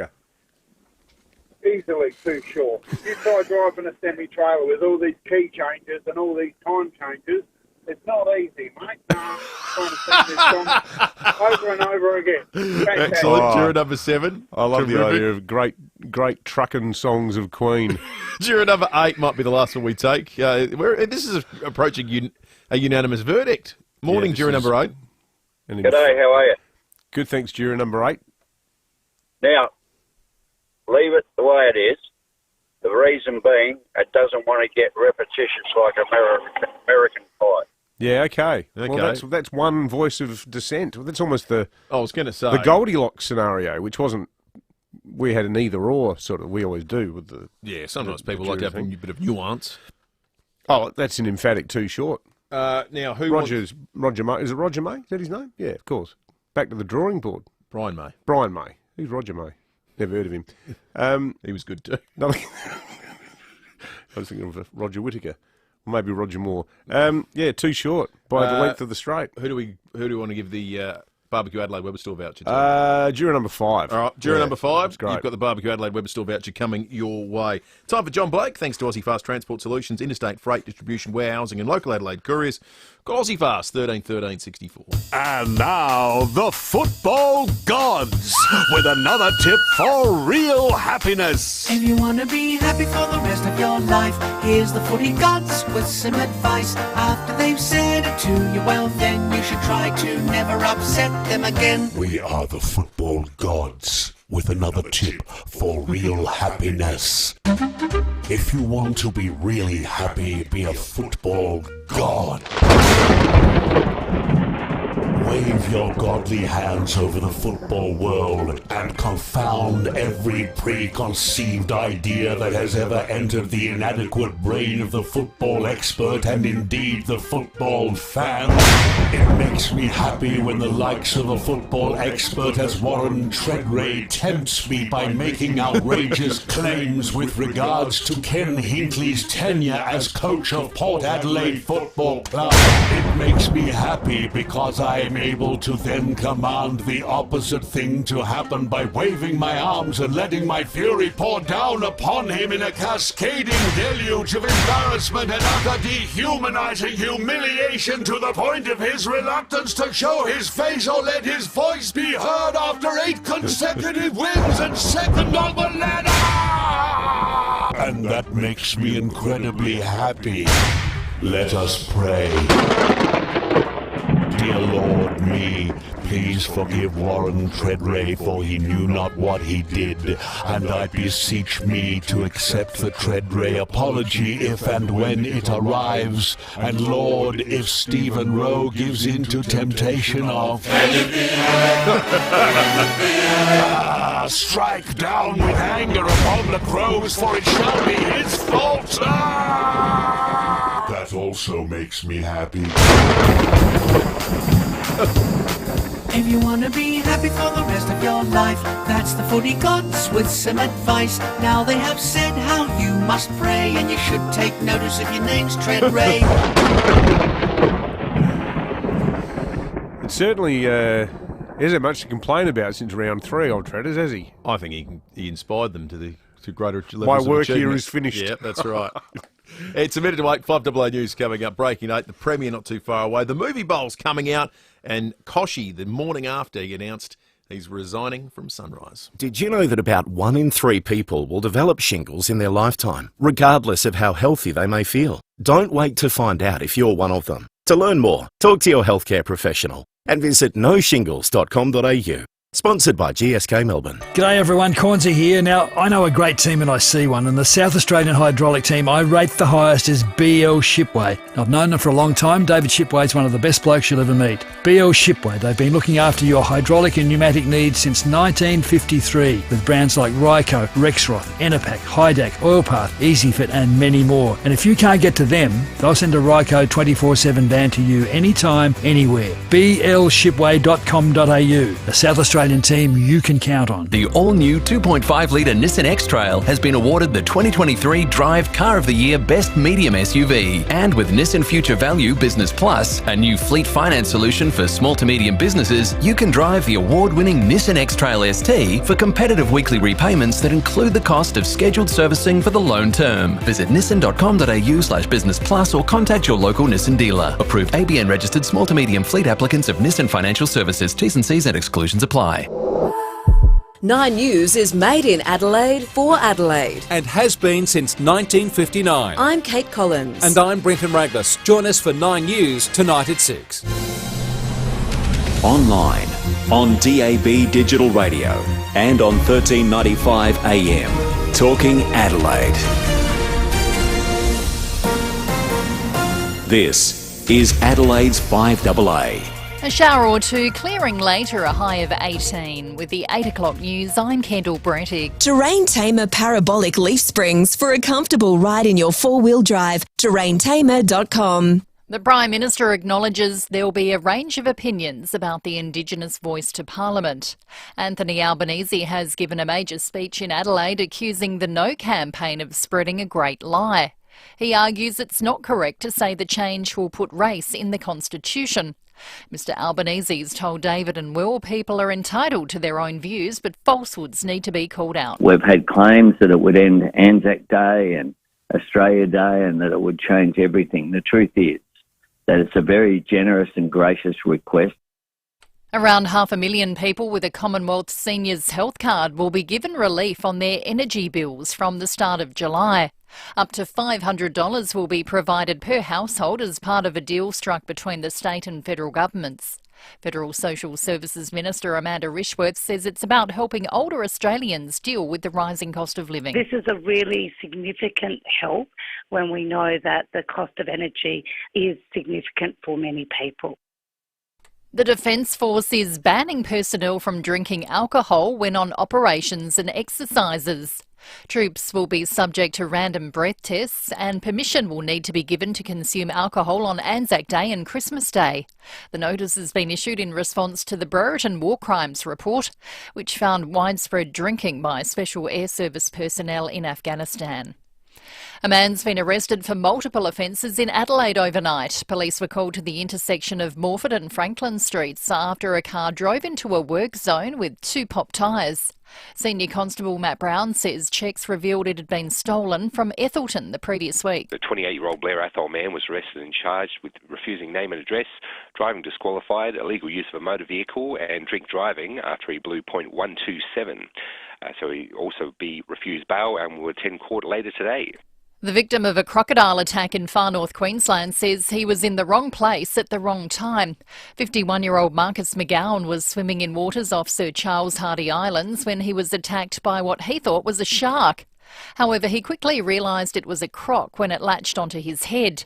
He pried open its jaws before swimming to the safety of a boat and was flown to hospital with scalp lacerations and puncture wounds. Demolition of the building, which was destroyed by a massive fire in central Sydney, is beginning. Crews will carefully chip away at the structure.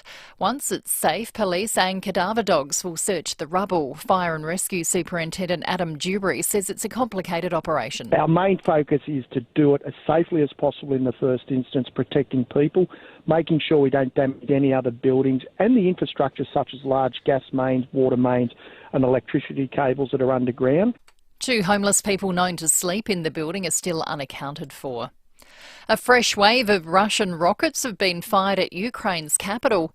The country says it shot down all the missiles, but Russia's claiming all intended targets were hit. It's the 16th time Kyiv's come under Russian attack this month alone.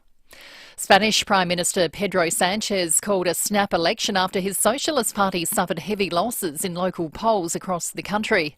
Spain was due to hold general elections by the end of the year, but Sanchez says Spaniards should clarify which political forces they want to take the lead. Sobre la voluntad de los españoles. I believe we need a clearer idea of the will of the Spanish men and women, a clearer idea of the policies that the government of the nation must apply. The best thing is for the men and women of Spain to speak up and speak out without delay. And climate activists have stormed the grand final of Sweden's version of Strictly Come Dancing. Vision shows activists leaving their seats in the audience and running onto the stage. A quick-thinking cameraman dramatically brought their stunt to an end. Now turning to 5AA Sport. Check out Gliderroll Garage Doors' new Timber Look Native Series sectional doors. Gliderroll.com.au. Here's Tom Wren. Thank you, Kendall. Adelaide has to decide whether to fight a one-match suspension handed to star midfielder Rory Laird after he was offered the ban for engaging in rough conduct with a tackle on Brisbane's Lachie Neale. The Crows are expected to announce a decision in the next couple of hours. Meantime, Port Adelaide's players will train at Alberton this morning as they prepare for Saturday's home clash against Hawthorn and chase a club record 9 straight wins. The power will be boosted by the return of captain Tom Jonas, while forwards Charlie Dixon and Todd Marshall will also be pushing for a return. Well, Alex de Minaur is full of confidence at the French Open, moving into the second round with a 4-set win. The 18th seed has struggled to find his feet on the clay in the past, but says he now feels he can match it with the best on the surface. We'll come here and kind of just hope for a good draw because I knew it was going to be tough. Now I feel like I can play well and I can, take it to anyone who's in front of me. Yeah, good to hear. Well, fellow Aussies Chris O'Connell and Alexi Popran, though, have lost, as have heavyweights Felix Auger-Aliassime and Petra Kvitova. Let's go to cricket. Josh Hazlewood is a surprise inclusion in Australia's 15-man squad for the upcoming World Test Championship final. Hazlewood has only played 2 tests in 2 years and returned home early from the IPL with minor side soreness. Meantime, the Chennai Super Kings are the IPL champions for a 5th time, joining the Mumbai Indians with 5 titles. That's after a thrilling last ball win against the Gujarat Titans to claim the final. And in some basketball, the Eastern Conference Final Series between the Boston Celtics and Miami Heat will go into a deciding Game 7 today, with the winner to take on the Denver Nuggets for a shot at the championship. And that's the 5AA Sport. Now to the traffic. Worried about cheap insurance? Who offers great value cover you won't regret? Amy does. Before buying insurance issued by Amy, read the PDS and TMD at amy.com.au and consider whether it's right for you. Damp roads on the drive-in today, so take it easy on wet roads as you're heading to work. And look out for broken down track at Linden Park. It's actually stuck in the intersection of Portrush Road and Greenhill Road. You can't get to the city via Greenhill Road, so maybe try Kensington or Glen Osmond Road instead. Bedford Park got a breakdown on the Southern Expressway near the Flinders Medical Centre. That's city bound. And look out for a camera high streets at Wollonga. Did someone say free donuts? That's right. Donut King is giving away free hot cinnamon donuts this Friday to celebrate National Donut Day. Donut, miss out. Conditions apply. Adelaide's most accurate traffic on 5AA. See any issue firsthand with AutoCam. Real-time video, direct to you from your Automasters technician. A shower or two, clearing later, a high of 18, partly cloudy tomorrow, 20. The same for Thursday and a possible shower Friday, 22. At the moment, 14. More news as it happens on 5AA. Adelaide Direct Stationers is more than just stationery. We're one of SA's largest suppliers of tech products, washroom products, PPE, workplace health and safety equipment, office furniture, food, snacks, beverages and much more. We have all your office and business needs in one place, with free next day delivery on orders over $50, plus same day 2-hour express delivery. Adelaide Direct Stationers, serving SA's largest businesses and a preferred government supplier. Visit adelaidedirect.stationers.com.au. The South Australian Government is rushing to make new laws to stop peaceful protests. You could be hit with a $50,000 fine or even go to prison just for exercising your rights. So much of what makes our state great has been won by people standing up for what's right. Parliament is about to vote on these new laws. Get in touch with your local MP now. Ask them to stand up for our democracy and say no to the anti-protest laws. Authorised by the South Australian Council for Social Service Adelaide. It's tax time at Bunnings Trade. Get in for amazing tax time deals on trade quality ladders, like a Psycho 1.8 to 3.2 metre aluminium ladder for $229, or a Gorilla 4-step double-sided aluminium ladder for just $189. Get more tax time deals at Bunnings Trade. Breakfast on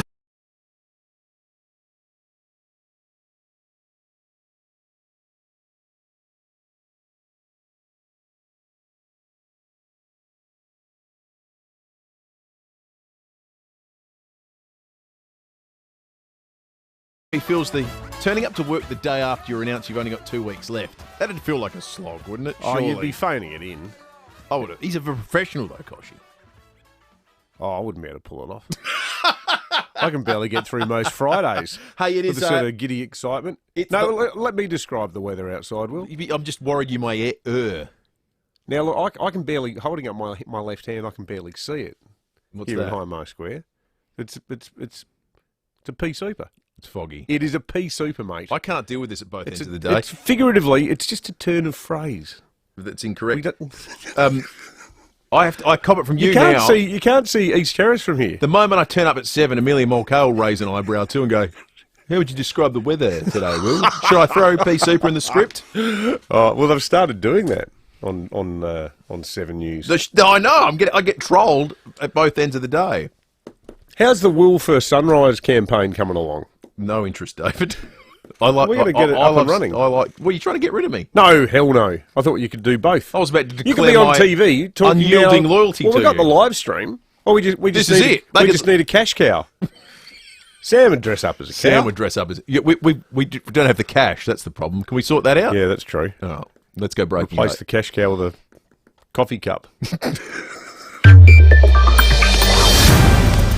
Well, the big story today on State Parliament is going to be the debate in the upper house about the new anti-protest laws as they've been described by their critics. The government and the opposition would counter that they're not anti-protest, they're anti-dangerous and obstructionist protest, which is the wording of the legislation. But you've probably just heard the ad before, which was SACOS taking out ads on FIVEAA and elsewhere, protesting about the implications of the new laws. These people they did protest on Friday night, didn't they, about the laws that will prevent them from protesting?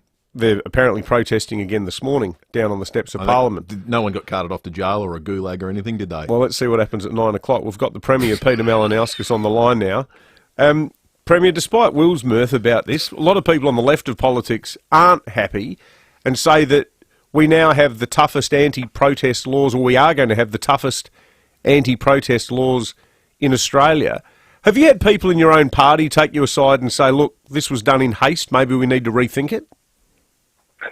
Oh, look, I think there are people in the broader Labor movement, David, that have watched the debate unfold and have a degree of reservation around it. But whenever I've had the opportunity to be able to step people through it, I think there's an understanding that there is a problem that needs to be fixed here. And what the government is seeking to do is do that thoughtfully in a balanced way. And that's why what we're doing is we're not creating any new offences. There's not any attempt to capture people's activity in a way that isn't already captured by the law. We're just simply giving the courts more flexibility to provide a harsher sanction to people who literally put other people in danger or cause mass inconvenience or do the sort of actions that Extinction Rebellion were doing a fortnight ago. The problem we've got, as it stands, is that people are breaking the law repeatedly with impunity, knowing the worst thing that can happen is a $750 fine, and many of those extreme activist groups are crowdfunding that $750. So, people can break the law recklessly with willful abandon, and I don't think that's satisfactory for everyone else in the community who just wants to be able to get on with their lives. So, but is there a danger that by broadening out the scope for what constitutes dangerous, or dangerous I get, but obstructionist? Critics have said you could have rounded up the suffragettes and said these dangerous women are out there lying in front of horses and carriages. Well, and it's the adoption of those completely irrational extremist argument that I think does a disservice to what the debate is actually about here, because we're not creating any new offences, David, and I can't stress that point enough. So just to give a bit of context for your listeners, we have an act here in South Australia that governs the way protests operate. It's called the Public Assemblies Act. It's from 1972. It was introduced by the Dunstan government. There are zero changes to that. Zero changes to that. And what that act does, it affords citizens in a explicit way the fact that there is a right to protest, to demonstrate, to disrupt even, a right to block streets. But it's got to be done in a way that ensures that we don't unreasonably inconvenience emergency services, for instance. So, and that's a very simple process that is laid out in that Act, and none of that is changing. So, and in fact, more than that, the Public Assemblies Act makes it clear that people participating in protest are essentially immune from criminal prosecution for participating in that process, or even civil liability. But the proviso there is that they'd have to have run their protest plan past the police in the first instance. Is that part of the way it operates? Right. There's a simple notification, and there are 3 different authorities that can choose to knock it back, and that essentially does not happen. It does not happen. The police commissioner delegates his authority, and I heard an extremist say the other day, well, what happens if you have a crazy extremist authoritarian police commissioner that wants to suppress protests? Well, within that act, you can actually take it to a court and say the police commissioner is not approving my protest. So it just doesn't happen, right? And that's a piece of legislation that was introduced by the Dunstan government. And none of those arrangements are changing whatsoever. The only thing that is changing is for those people who aren't protesting, but rather deliberately breaking the law so as to shut down a street, glue themselves to the pavement, abseil off a bridge in peak hour traffic. For those people who are doing it in such a way that has a nefarious or deleterious impact on other people in the community wanting to go about their lives, then they will now be subject potentially to a higher penalty if the court deems that it is unacceptable behaviour in such unlawful behaviour, and particularly if they've got a repeat offender style rap sheet. So this is a proportionate, thoughtful response, and I think some of the arguments against it haven't been grounded in fact. I think it's been grounded in an attempt to inflame a degree of outrage, which I just don't think accords with people who want to see an appropriate balance here in our state. Premier Peter Malinauskas, thanks very much for joining us this morning for Breaking at 8. My pleasure. Thanks, guys. The point about crowdsourcing is a bit of a trendy social media term where, if you've committed some political act that's landed you in legal strife, you say to your supporters, help me, I've got to go to court. Everyone chips in $20 and your fine's covered. That's definitely been happening with the XR Extinction Rebellion people. The other thing that's interesting is 2 of the people who were arrested last week before now, were from Victoria, who basically just travel around the country gluing their butt to roads for a living. Nice way to make a living. They're on tour. Yeah, but you're right. They can source money from all around the world and so forth. $700. We thought Melbourne could rock, but Adelaide, you're the greatest. Then of course there's old May Thorne helping to pay her legal bills by appearing in Ampol commercials. That's still the funniest story in years. What was her quote? Well, everyone needs petrol. That's true. I mean, if you're going to glue your bum to the road, you've got to come all the way in from Wollonga to do it. Exactly. You can't rely on public transport. Yeah, that's right. They don't power themselves.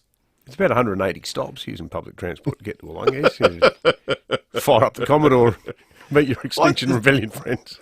The irony of people lining the steps of Parliament protesting that they no longer have the right to protest. I couldn't get over that Friday night. We're no longer allowed to protest. We are protesting. Being a lapsed Trotskyist, I approached what the Malinauskas/Spears arrangement with. I think it deserves scrutiny. Oh, please! There is not one iota of my being that has any shred of concern about it. No, I think you should be concerned about it. For what reason? Well, what about you when you were doing your street theatre with the Young Libs? What if someone came along when what was the day of mourning for the fact that we lost our AAA credit rating? What if you were standing in somebody's way and they said, that's it, $50,000 fines for you? What are these fanciful imagined scenarios that have never transpired in 50 years of having these sorts of activities registered? Seeing a group of young Liberals protesting about anything, that's where you need water cannon. I'd be all for water cannon. No, not my country road shirt. Seriously, you can still protest. No, we can't just be blasé about these things. Oh, says the boy. Yeah, the other day you were concerned about Dorothy Butcher not being able to turn up to her lung specialist. Oh, yeah, that's why you... That's who we're talking about here. No, well, exactly. But you don't just go, oh, yeah, the government and the opposition have united to further limit the right to protest. That sounds good. Let's not ask any questions about it. They're further limited. They've strengthened the things that prevent you from breaking the law. Your right to protest hasn't changed. The wording of the Act is literally the same. It is unchanged. All that is, if you break a law that's already existed for 51 years, you just get penalised more. Yes. You know, I always say, subvert the dominant paradigm. Maybe in this crazy mixed up world, both major parties agreed because most people just kind of think it's a good idea. Well, look, they did, and we're still waiting for someone to ring 5AA and complain about the new laws.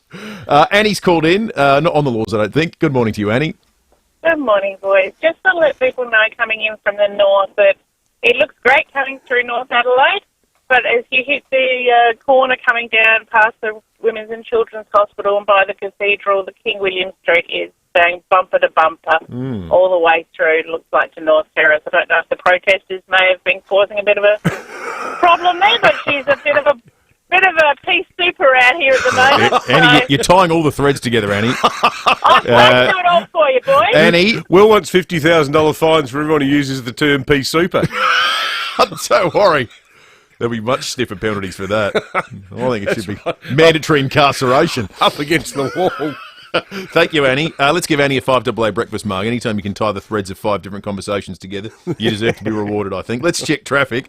Car under the weather? Talk to an independent RAA-approved repairer before you hit the road. T's and C's apply. Damp roads for the drive-in with overnight showers, so take it easy as you're heading to work. And look out for a broken-down truck at Linden Park. It's actually stuck in the intersection of Port Rice and Greenhill Road. You can't drive into the city via Greenhill Road at the moment, so maybe use Kensington or Glen Osmond Road instead.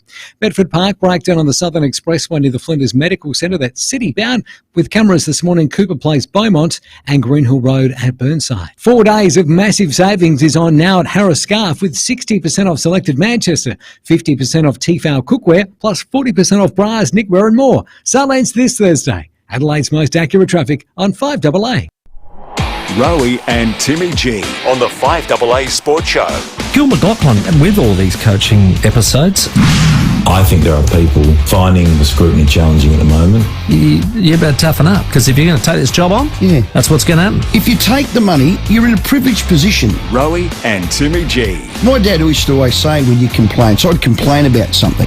Would you swap places? With an AFL coach here, I'll swap you. Don't complain. 4 p.m. weekdays on 5AA. Dream big, South Australia, because you could win big in the Hospital Research Foundation Home Lottery. The $4 million grand prize, just minutes from Adelaide CBD in leafy Melbourne, could be yours. Plus, there's a catalogue bursting with over 13,000 prizes, including luxury cars, holidays and cash. With a 1 in 15 chance of winning, get your tickets today. Join the fight. To see full details, visit homelottery.com.au. Licence M14364. The all-new Nissan Qashqai has been awarded the 2023 Drive Car of the Year Best Small SUV. And with Nissan Future Value Business Plus, a new fleet finance solution for small to medium businesses, you can drive the award-winning Nissan Qashqai ST for competitive weekly repayments that include the cost of scheduled servicing for the loan term. Visit nissan.com.au/business plus or contact your local Nissan dealer. Approved ABN registered small to medium fleet applicants of Nissan Financial Services. T's and C's and exclusions apply. Well, by now, everyone knows about Corby Cottman's products. Of course. Well, word was bound to get out. Leaks? Not a chance. Corby has scientifically designed leak guards. Ooh, effective? Well, had the US Army used them, yeah, we never would have heard of the Ecuadorian embassy. That's some protection. And if you're on a home care package or an NDIS participant, Call Me will give you a free trial pack worth up to $100. Oh. Just go to callme.com.au. Winter is coming, and it's bringing heavy rain, gusty winds and roaring thunder. But the forecast isn't all bad, as the Olympic Industries winter sale is on now. Expect strong savings across our entire range, including sheds, garages, carports and verandas. So step out and grab a deal. The Olympic Industries winter sale is on now. Olympic Industries, built to last. 9 News is made in Adelaide for Adelaide. And has been since 1959. I'm Kate Collins. And I'm Brenton Raglas. Join us for 9 News tonight at 6. Breakfast on 5AA. David Penberthy and Will Goodings. Test drive the Cherry Emoda 5 at Cherry Glen Osmond from 33k drive away with immediate delivery. Go Cherry.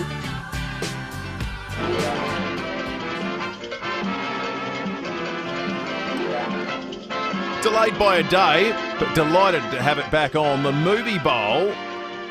Lucy's movie reviews. Morning to you, Luce. Good morning. Thanks to Wallace Cinemas. Movies are better at Wallace. SA's home of big screen magic and entertainment. Visit wallace.com.au. A week or two ago, we did Best Escape films.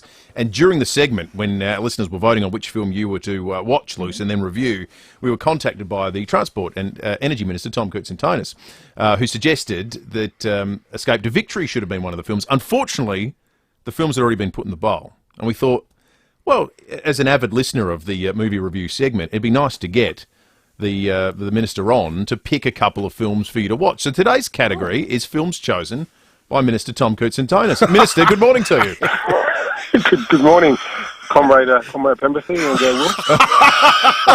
I'll tell you what, while you were listening to that, I reckon I'll be copping the water cannon from the Malinauskas junta after my comments earlier. Hey, you put in protective custody for your own safety, don't worry. Now, this is in the movie space. This is a bit of history here. Are these your two favourite films we're doing with the Minister? I think so. I think so. But, you know, you change moods every now and then. But if my category is, if it's on TV, I will watch it. Okay, a rewatchable. Far away. What are your two films? My first one, you won't be surprised, is Rocky. Oh, Rocky 1. Fantastic. Great classic movie of an underdog. Yep. And it's not about winning, it's just about turning up and being able to take it. Taking the hits. Taking the hits. I thought it's a great movie. And my second is Fight Club. Both involve taking hits. Yes. Yeah, I certainly haven't seen either of them, so interesting. So you haven't seen either, Luce? None. Luce, you'll like Fight Club. Interesting. You know what? Thank you. Two of my favourite films of all time there. I like this category. Minister, thank you. It's now over to our listeners to vote on which film Lucy will be reviewing. Different eras too, of course. Fight Club more modern, Brad Pitt, Ed Norton, and then you've got back to Sly Stallone and Rocky. Best Picture. I think Rocky's been in a category before. It has. No, not yet. Oh, hasn't it? Not yet. Okay. Not yet. We were I won't reveal. Minister, thank you. Love having people listening in. Vote now, participating in the movie bowl. It is a Tuesday, but I will review it tomorrow. So okay. Call in. Call what am now. I watching? 8223 Get calling. What's Lucy reviewing?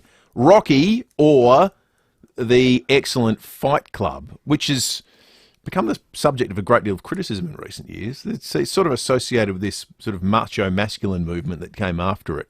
Yeah. But we don't want to give too much away for Luce. I think it's a fantastic film, based on the book by Chuck Palahniuk. I don't know how to say his name. It's got one of the great female characters in it as well, Marla. Marla Singer. Marla Singer. Marla Singer, is that her name? Yeah. Marla. Played by Mental Block. Who plays Marla? Because she's in all those Merchant Ivory films. She's got the hyphenated name. And she plays Princess Margaret in The Crown. Craig in Salisbury East. Helena Bonham Carter. There you go. What are you voting for? Fight Club, guys. Definitely Fight Club. Fight Club. Thank you, Craig. Keep them coming in, 8223 What's Lucy watching? Craig, Fight Club or the original Rocky? Brad in Seacliff, good morning. Fight Club for me, guys. Fight Club for Brad. It's On more you, of a Brad. commentary on capitalism and so forth, Fight Club, modern society, masculinity. Rocky is... I think Rocky's the greatest sports film of all time, and it started a whole genre. Sad. It's a sad film. I find it really, really moving. Debbie in South Plimpton, good morning. I'm of a certain vintage, and I'm going to say Fight Who Club? Who's in that movie? Brad Rocky Pitt, is Ed the Norton. original Fight Club movie. Yeah. So which one are you? Which one are you voting for, Debbie's Debbie? going for Rocky. Rocky. Oh, sorry. Rocky. Got it. I don't know. I've never seen Fight Who. I don't even know who's in that Brad Pitt movie.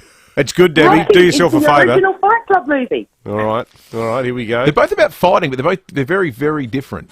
Very, very different. 822 3 I got time for another call or two. At the moment, it looks like it's going to be Fight Club, which I thought it'd be a lot of Rocky fans. What's the number on rule of Fight Club? You don't talk about Fight Club? See, it's seeped its way into the vernacular. So does that mean then... You'll never look at IKEA furniture the same way again either after seeing Fight Club. Luke. Jane in Clapham, good morning. Good morning, guys. Fight Club for me. Wow. Now, I say this as someone, I love Fight Club, but I never would have personally thought to put it up because it's a more recent film. But maybe we've missed a trick with some of the movie bowl. I'm really entries. interested to know what Lucy's going to think of it, presuming it wins. We'll take one more. I think it's it's 3-1, isn't it? Sorry. We'll take one more, but I don't think it's going to change. It can't change the calculus. Oh, no, it can't, can it? There's my maths holding me in good stead again. I think Con's going to have his say. Con, what say you? Do we have Sorry, Con Con. there? We got you there, Con? Yeah, mate, you got me. What do you vote for? I'd have to go with Rocky, mate, all the way. Yeah, I love Rocky. I'm surprised it didn't get up, but Fight Club is one of my favourite movies of the last 20 years, so looking forward to your review, Luce. Stop the fight. It's Fight Club. Yeah, it certainly is. The category, movies chosen by Minister Tom Koontzatonis, avid listener of the Movie Bowl segment. Thank you, Luce. We'll get your review tomorrow.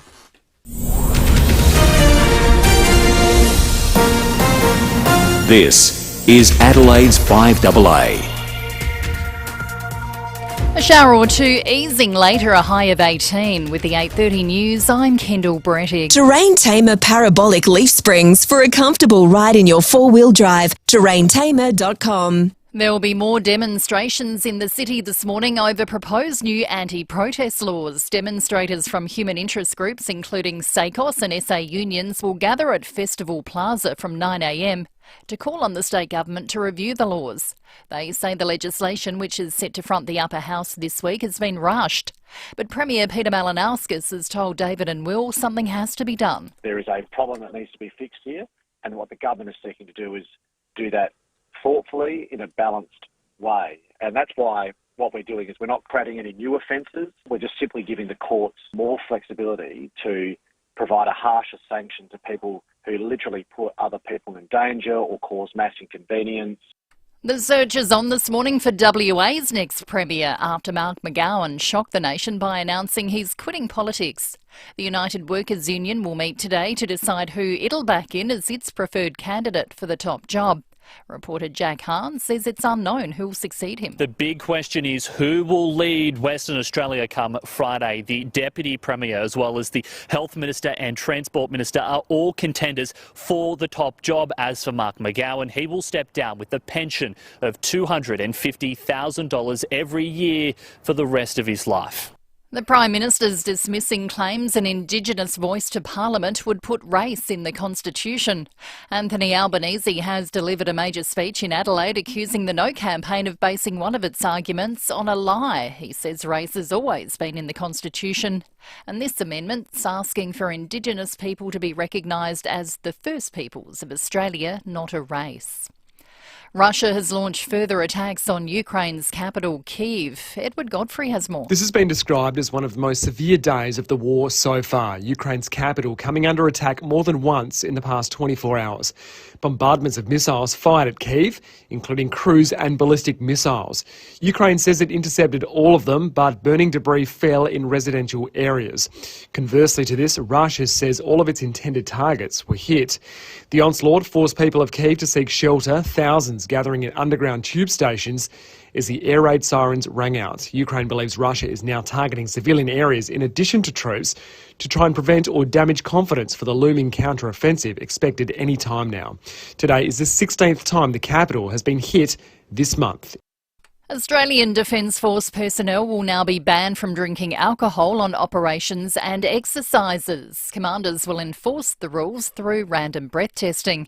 Permission could be given for 2 alcoholic beverages on national days like Australia Day, Anzac Day and Christmas Day. Federal MP and veteran Philip Thompson says it's heavy-handed. You want to send people over to protect our national interest, to potentially to get in combat, and now you're talking about breathalyzing people? That's ridiculous. Whoever's coming up with these ideas clearly have never served on the front line. This is not just a knee-jerk reaction. This is a pluck of an idea out of a hat. And Qantas will be offering passengers high-speed Wi-Fi during some international flights. But it'll only be available while those planes are flying over Australia. The airline hopes to roll out the service across its entire fleet from 2025.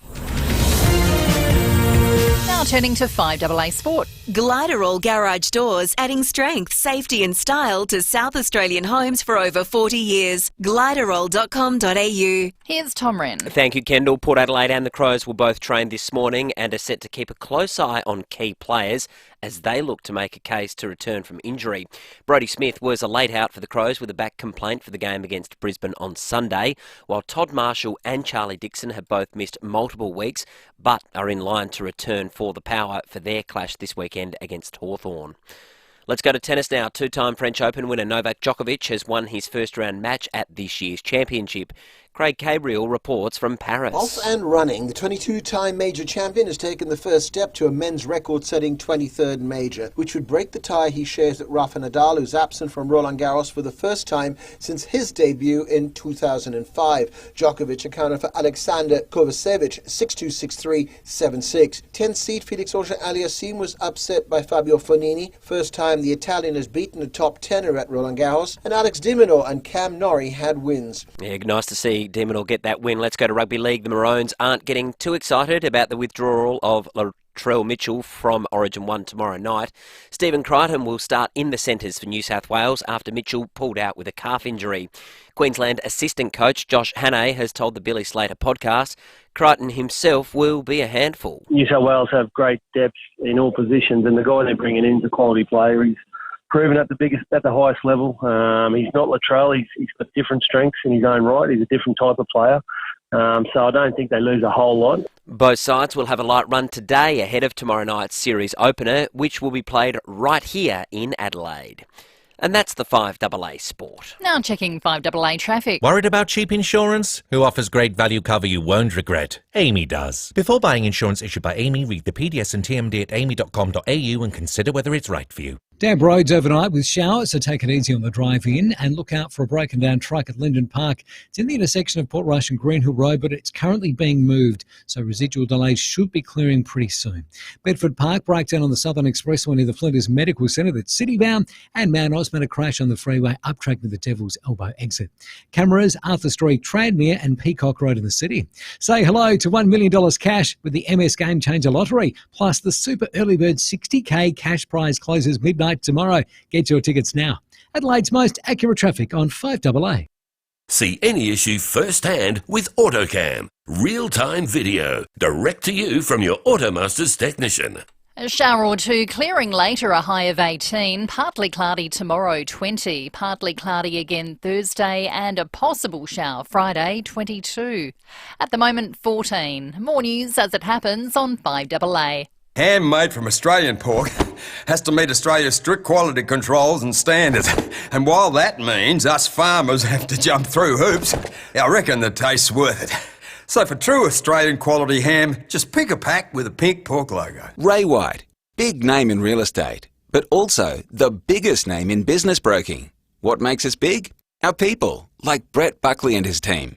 MBA, lecturer, and multi-time SA Business Broker of the Year. Brett doesn't just read a P&L, he feels it. If you're selling or expanding your business, Brett can take your business apart and find you more money. And we're not talking small change. Go on, touch base with Brett. Search Ray White Business Sales SA. Now, this might be news to many of our listeners, but there's another code of football out there. It's called rugby league. So this NRL business has a ball, goals, many other shared elements, but there's one thing we've never seen before, and that is a sea of blue wigs they call Blatchy's Blues. Now, if you want to be part of the atmosphere, this is the place to be sitting. Now, State of Origin back in Adelaide tomorrow night, Game 1 of the series, and it's all on the line. There's nothing more intense than the first 10 minutes of Game 1 of Origin. if you're an NRL fan or if you're just curious to see what it's all about, it's going to be one hell of an experience. There's only one way to experience the energy and excitement of Origin footy, and it's being part of the Blatchies Blues. Grab a Blatchies Blues ticket from Ticketat, and you'll also score a supporters pack with a T-shirt and blue wig. So join the Blatchies Blues for Game 1 of NRL State of Origin tomorrow night at the Adelaide Oval. Visit ticketek.com.au and get your spot in the Blatchies. The numbers are in, and the LDV Deliver 9 just keeps delivering. The Deliver 9 is the best-selling large van in Australia. In fact, drive.com.au called the LDV Deliver 9 terrific value for money. From just $43,990 drive away for ABN holders, the Deliver 9 has the features you need to keep your business moving. Test drive one today to see why it's Australia's best-selling large van. LDV, bring it on. Based on VFAX, year-to-date 2023. T's and C's at ldvautomotive.com.au. 5AA Breakfast is streaming live right now. To watch, simply head to 5AA on Facebook or YouTube. Breakfast on 5AA. David Penberthy and Will Goodings. Book a test drive of the incredible Cherry Motor 5 today. Visit gocherry.com.au. 21 minutes to 9. We know times are tough out there, purse strings are tightening, and often it's your car that is the thing that you squeeze out of the expenditure bracket. Well, we've got something that can help you out thanks to the great people at RAA, our good friends there. For your chance to win a $500 independent RAA-approved service voucher, head to 5AA.com.au. Then make sure you tune in to us from 6 a.m. all this week to see if you are a winner, all thanks to RAA. Car under the weather, will take it to an independent RAA-approved repairer before you hit the road. T's and C's apply. We have a Fruit Chocks mega gift box to give away before we chat with Koch. In fact, he inspires a bit of a conversation we want to have right here and now. A Fruit Chocks mega gift box. We want you to call in on 8223 and tell us who the most popular Australian is right now. Who's the most popular person in Australia? Because we've lost the host of the most popular TV breakfast program for 20 years yesterday. David Koch decided he's stepping down. Mark McGowan set the record for the most popular premier in history. He retired yesterday as well. His highest ever approval rating was 92%, wasn't it? 91% was the highest I found, but maybe it got to 2. But 91%. That's the kind of thing that Putin gets, and we all go, oh yeah, of course you did. Yeah, well, using different methods. That's right. So who's the most popular person? The fact that most person? of his opponents end up getting a good dose of Novichok might have something to do with it. I shouldn't laugh. Who's the most? Because it's kind of true. Crack that joke. Yeah, sorry. Right, it's the question is, who's the most popular person in Australia right now? Jeff, we've got a couple of people with a quick out of the blocks for the Fruit Choc mega gift box. Jeff in Goolwa. Good morning. Good morning. Who do you think it is, Jeff? Got to be Peter Malinowskis. Do you think? Everybody's talking about him. You got that sense when Gather Round was happening and you had people from interstate suddenly getting He might have lost a few members of the left faction over the last couple of weeks. Oh, yeah, there's 8 people in Extinction Rebellion who are upset. Steve in O'Halloran Hill, good morning. Yeah, boys, I reckon Carl Stefanovic. He'll be happy. Carl will be happy, hoping. man.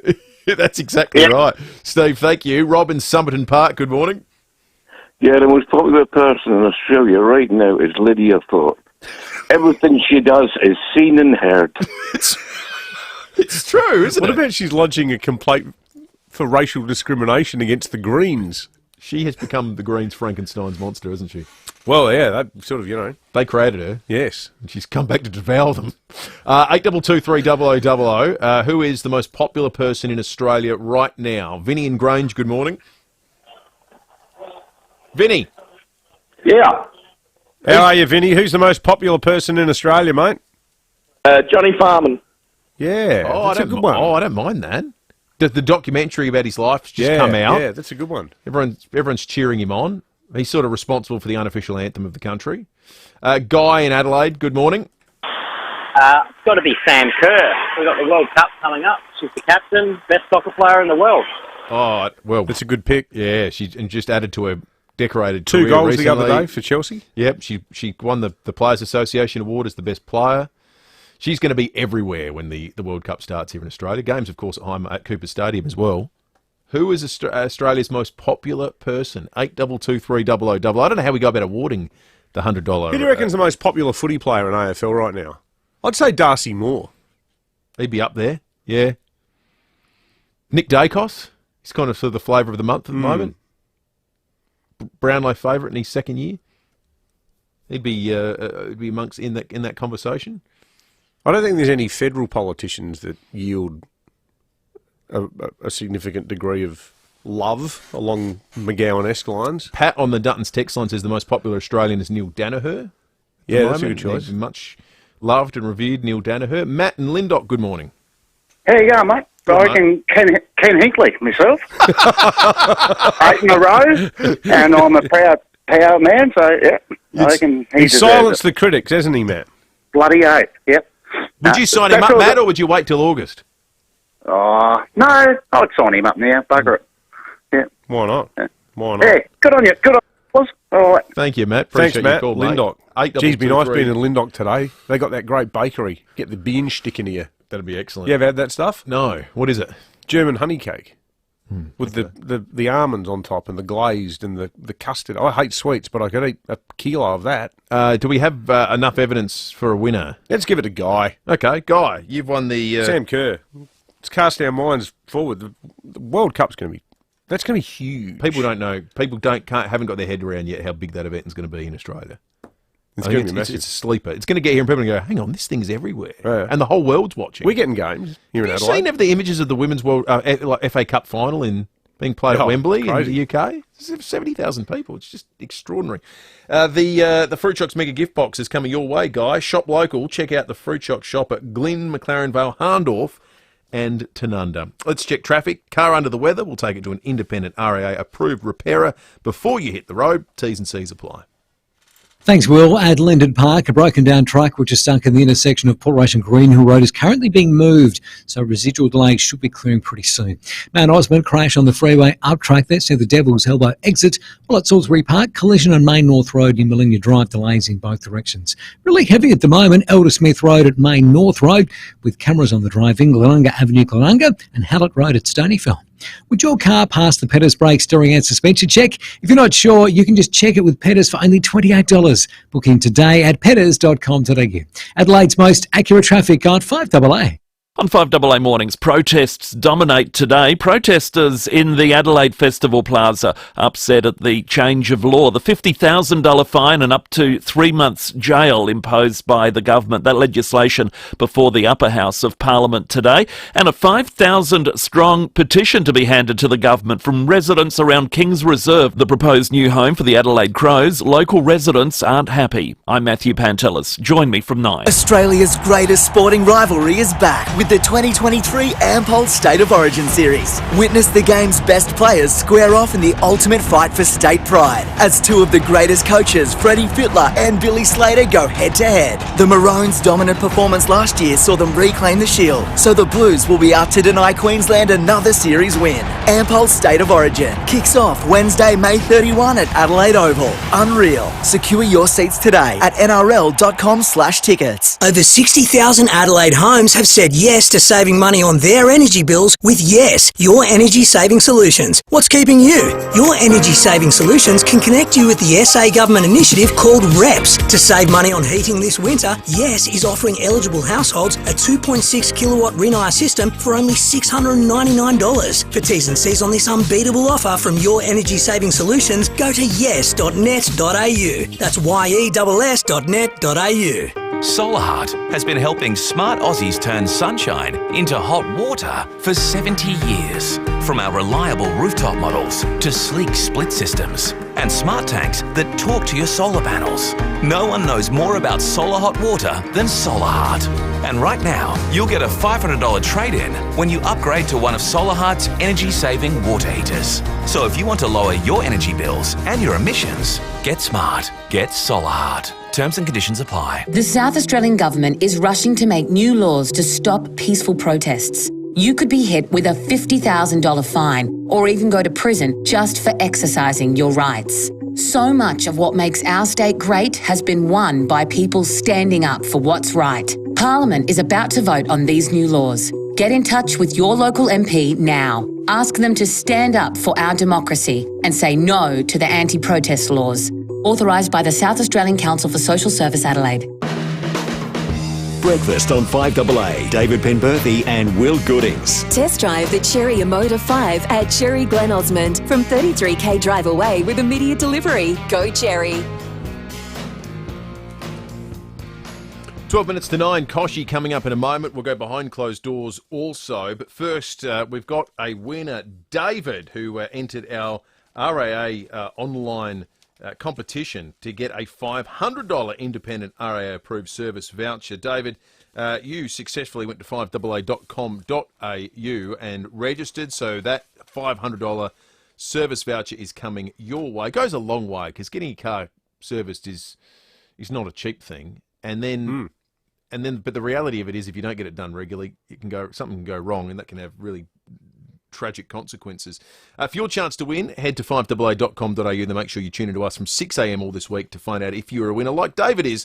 It's all thanks to RAA. Car under the weather, take it to an independent RAA-approved repairer before you hit the road.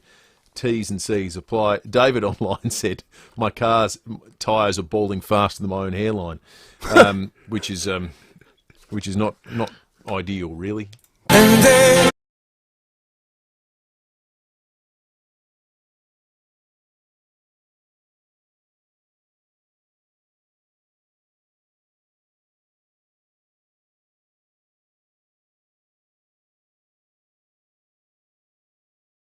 Successfully held for over 20 years. They've been number one and they've been loved. And the nice thing, I thought, Kochie, was it was to focus more on this segment on 5AA Breakfast. So we appreciate it that you've made that sacrifice. And because it's almost a full-time job keeping you two Crow supporters balanced. I feel like it's my role in life to put our side of the story all the time. That's the only reason you come on. Exactly right. Exactly. And I will be haunting you for years to come on. That's good.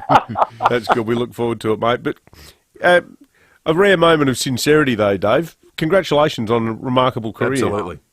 Thank you. Thank you. Really appreciate it. It has been the world's best job. As you two blokes know with what you do, if you are curious about people and what makes them tick, it is the world's best job. And you get to meet so many people, have so many adventures. It's just the best job in the world for me. And I've loved every minute of it. I will miss it, but it's just the time just seems right to get a bit more flexibility in your life. Again, as you two know, on breakfast, a breakfast radio or TV show is not a job; it's a lifestyle. You know, you've got to be disciplined. You've got to go to bed early. Whole life revolves around it. So, I'm looking forward to sort of that flexibility to focus on the family businesses, and Lib and I to do a bit of travel and of course footy. Yeah. So I'm excited about it. Was there a moment where you just thought, I can't do this for much longer? Was there one thing that sort of clinched it for you? Winters have got harder. And I was talking to some of the football guys yesterday, and they were saying, it's like, another season, like Robbie Gray went through. It gets harder as you get a bit older. So I told you, and the 7 bosses have been incredibly good. I wanted to sort of planned on leaving at the end of last year, and they said, "Look, can you do another 6 months and then stay connected with us for another 18 months after that?" And I'm really grateful for their support, and they've given me so many opportunities. They've, a couple of times, executives here have wanted to sack me, recommended it to the board, but thankfully Kerry and Brian Stokes overruled them. So it's been a fascinating journey. You would never move back to Adelaide permanently, would you, Koch? You're probably too sort of established in Sydney now, aren't you? Yeah, we've got the family businesses here, and we in Sydney, and our immediate family is here. Extended family still in Adelaide. Lib and I have sort of, not many people know, but talked about splitting our time maybe between and buying something in Adelaide, an apartment in Adelaide, because we love it there. It's like just since we've been more regular visitors in football, it's just a sensational place to live. And Lib's best friend now lives in Adelaide, moved to Adelaide, and all her kids and their families have moved to Adelaide. So a lot of people around us are moving there for lifestyle. And well, and compared to why. Sydney, you could with a quarter of what it would cost you in Sydney to buy a 2-bedroom house in Parramatta, you could buy a city apartment near the Central Market where you could wake up, go to Lucia's for breakfast. 10 minutes later, you walk down to the Adelaide Oval to watch the power play. Like it's a pretty good day right there. Yeah, yeah. Oh, it's fantastic. Every opportunity. Yeah, totally. So, yeah, we just love it. We're really lucky, and we've got a really close family, great family, and so it seems the right decision, good decision to make, and a bit more flexibility will be good. Well, look, Dave, it's always great chatting to you, and we're glad that we're going to keep the relationship going, as you say, because otherwise we'd just be sitting here sort of, spreading all sorts of rumours about your club. That's also a threat, Kochie, if you resign from this segment. It'll be back on in earnest. I'm going to keep you honest, and just for that, looking forward to breaking the club record winning streak on the weekend. Yeah, it's a pretty nice time to be easing into weekends where you can just focus on the footy, Kochie, isn't it? Yeah, exactly right. Great to chat. Congrats on the decision and just a remarkable career with Sunrise, mate. Really appreciate all your kind words. Thanks, guys. Cheers. David Koch, who will be hosting Sunrise. You've got a couple of weeks to in which people will say their goodbyes. Yep, end of next week. Wow. It is huge change. Huge change. Decades. I remember when Keith Conlon finished doing breakfast radio, talking to him, and he said, I didn't realise how tired I was until I stopped doing the job. Well, to TV, breakfast TV would be that times 5, I think. Well, TV's 10 times harder than radio. Yeah, absolutely. I mean, it doesn't take me that long to look the way I do for very radio. Sharp sort of tan shirt and pant and shoes combo you're rocking today, isn't it? Oh, hey? Be still my foolish heart. David doesn't need a sponsor to be fashionable. It's time for Behind Closed Doors, thanks to Aussie Fast Transport Solutions, interstate freight, distribution, warehousing and local Adelaide couriers. Call Aussie Fast, 13 13 64. And when we get behind closed... David Penberthy and Will Goodings, 5AA Breakfast. And welcome back to 5AA Breakfast. And David Penberthy, welcome back to you too. Yeah, g'day Will, how you going? I'm really well, David. Renee, hot water. And for a look at weekend sport, Tom Wren has joined us in the studio. Good morning to you, Rennie. Good morning, Will. Good morning, David. Boy, oh boy, what a start it was to the week of footy. I was lucky enough to call the game with Rowie, and what a win. Brilliant win. A gutsy win. Brisbane threw everything at them, but the Crows just absorbed the pressure and were dynamic. Tex Walker kicked 3 goals. Isaac Rankin was wonderful. Oh, yeah, when Rankin's on, he's the most on guy in football, isn't he? David, it was one of the goals of the year, without a doubt, running towards that southern end because, of course, that's where the goals were, so he did the right thing there. Fantastic. Oh, yeah, and what about Rochelle's goal? Rochelle's goal was brilliant as well. A fabulous win for the Crows, back in the 8, and the goal for them now has to be finals football, forgetting conveniently for the moment that we're not even halfway through the season. Yeah, that's it, Rennie, and I think what makes the Crows even better is the fact that we beat Port in the showdown, and at the time we didn't think much of it because we thought we were better than Port, but now that we've realised that Port is so much better than us, it makes it a much better win. Yeah, that's right, Will. The showdown and Brisbane, both signature wins. Oh, absolutely, because both those teams are so much better than us. Yeah, and that's great for the Crows, and the big test will be the next game against Gold Coast in Darwin, and they're there all this week. Oh, yeah, they'll all be at the Mindle Beach markets having a laksa for dinner. That's right, David, and so because it is in Darwin, it'll be slippery because of the dew, and that with the laksa for dinner and the fact that Gold Coast aren't better than us, we're not going to win that one. No, that's right. Port Adelaide had a win against Richmond. It wasn't pretty again, even though I probably didn't watch it. I would have been preparing for the Crows game. The inside 50s weren't good. The similarity between Jason Horne-Francis and Miles Bergman is confusing for everybody. Scott Lycett's haircut isn't popular with a lot of fans. Richmond had a really good crack at them, but the power withstood it. Yep. Yeah.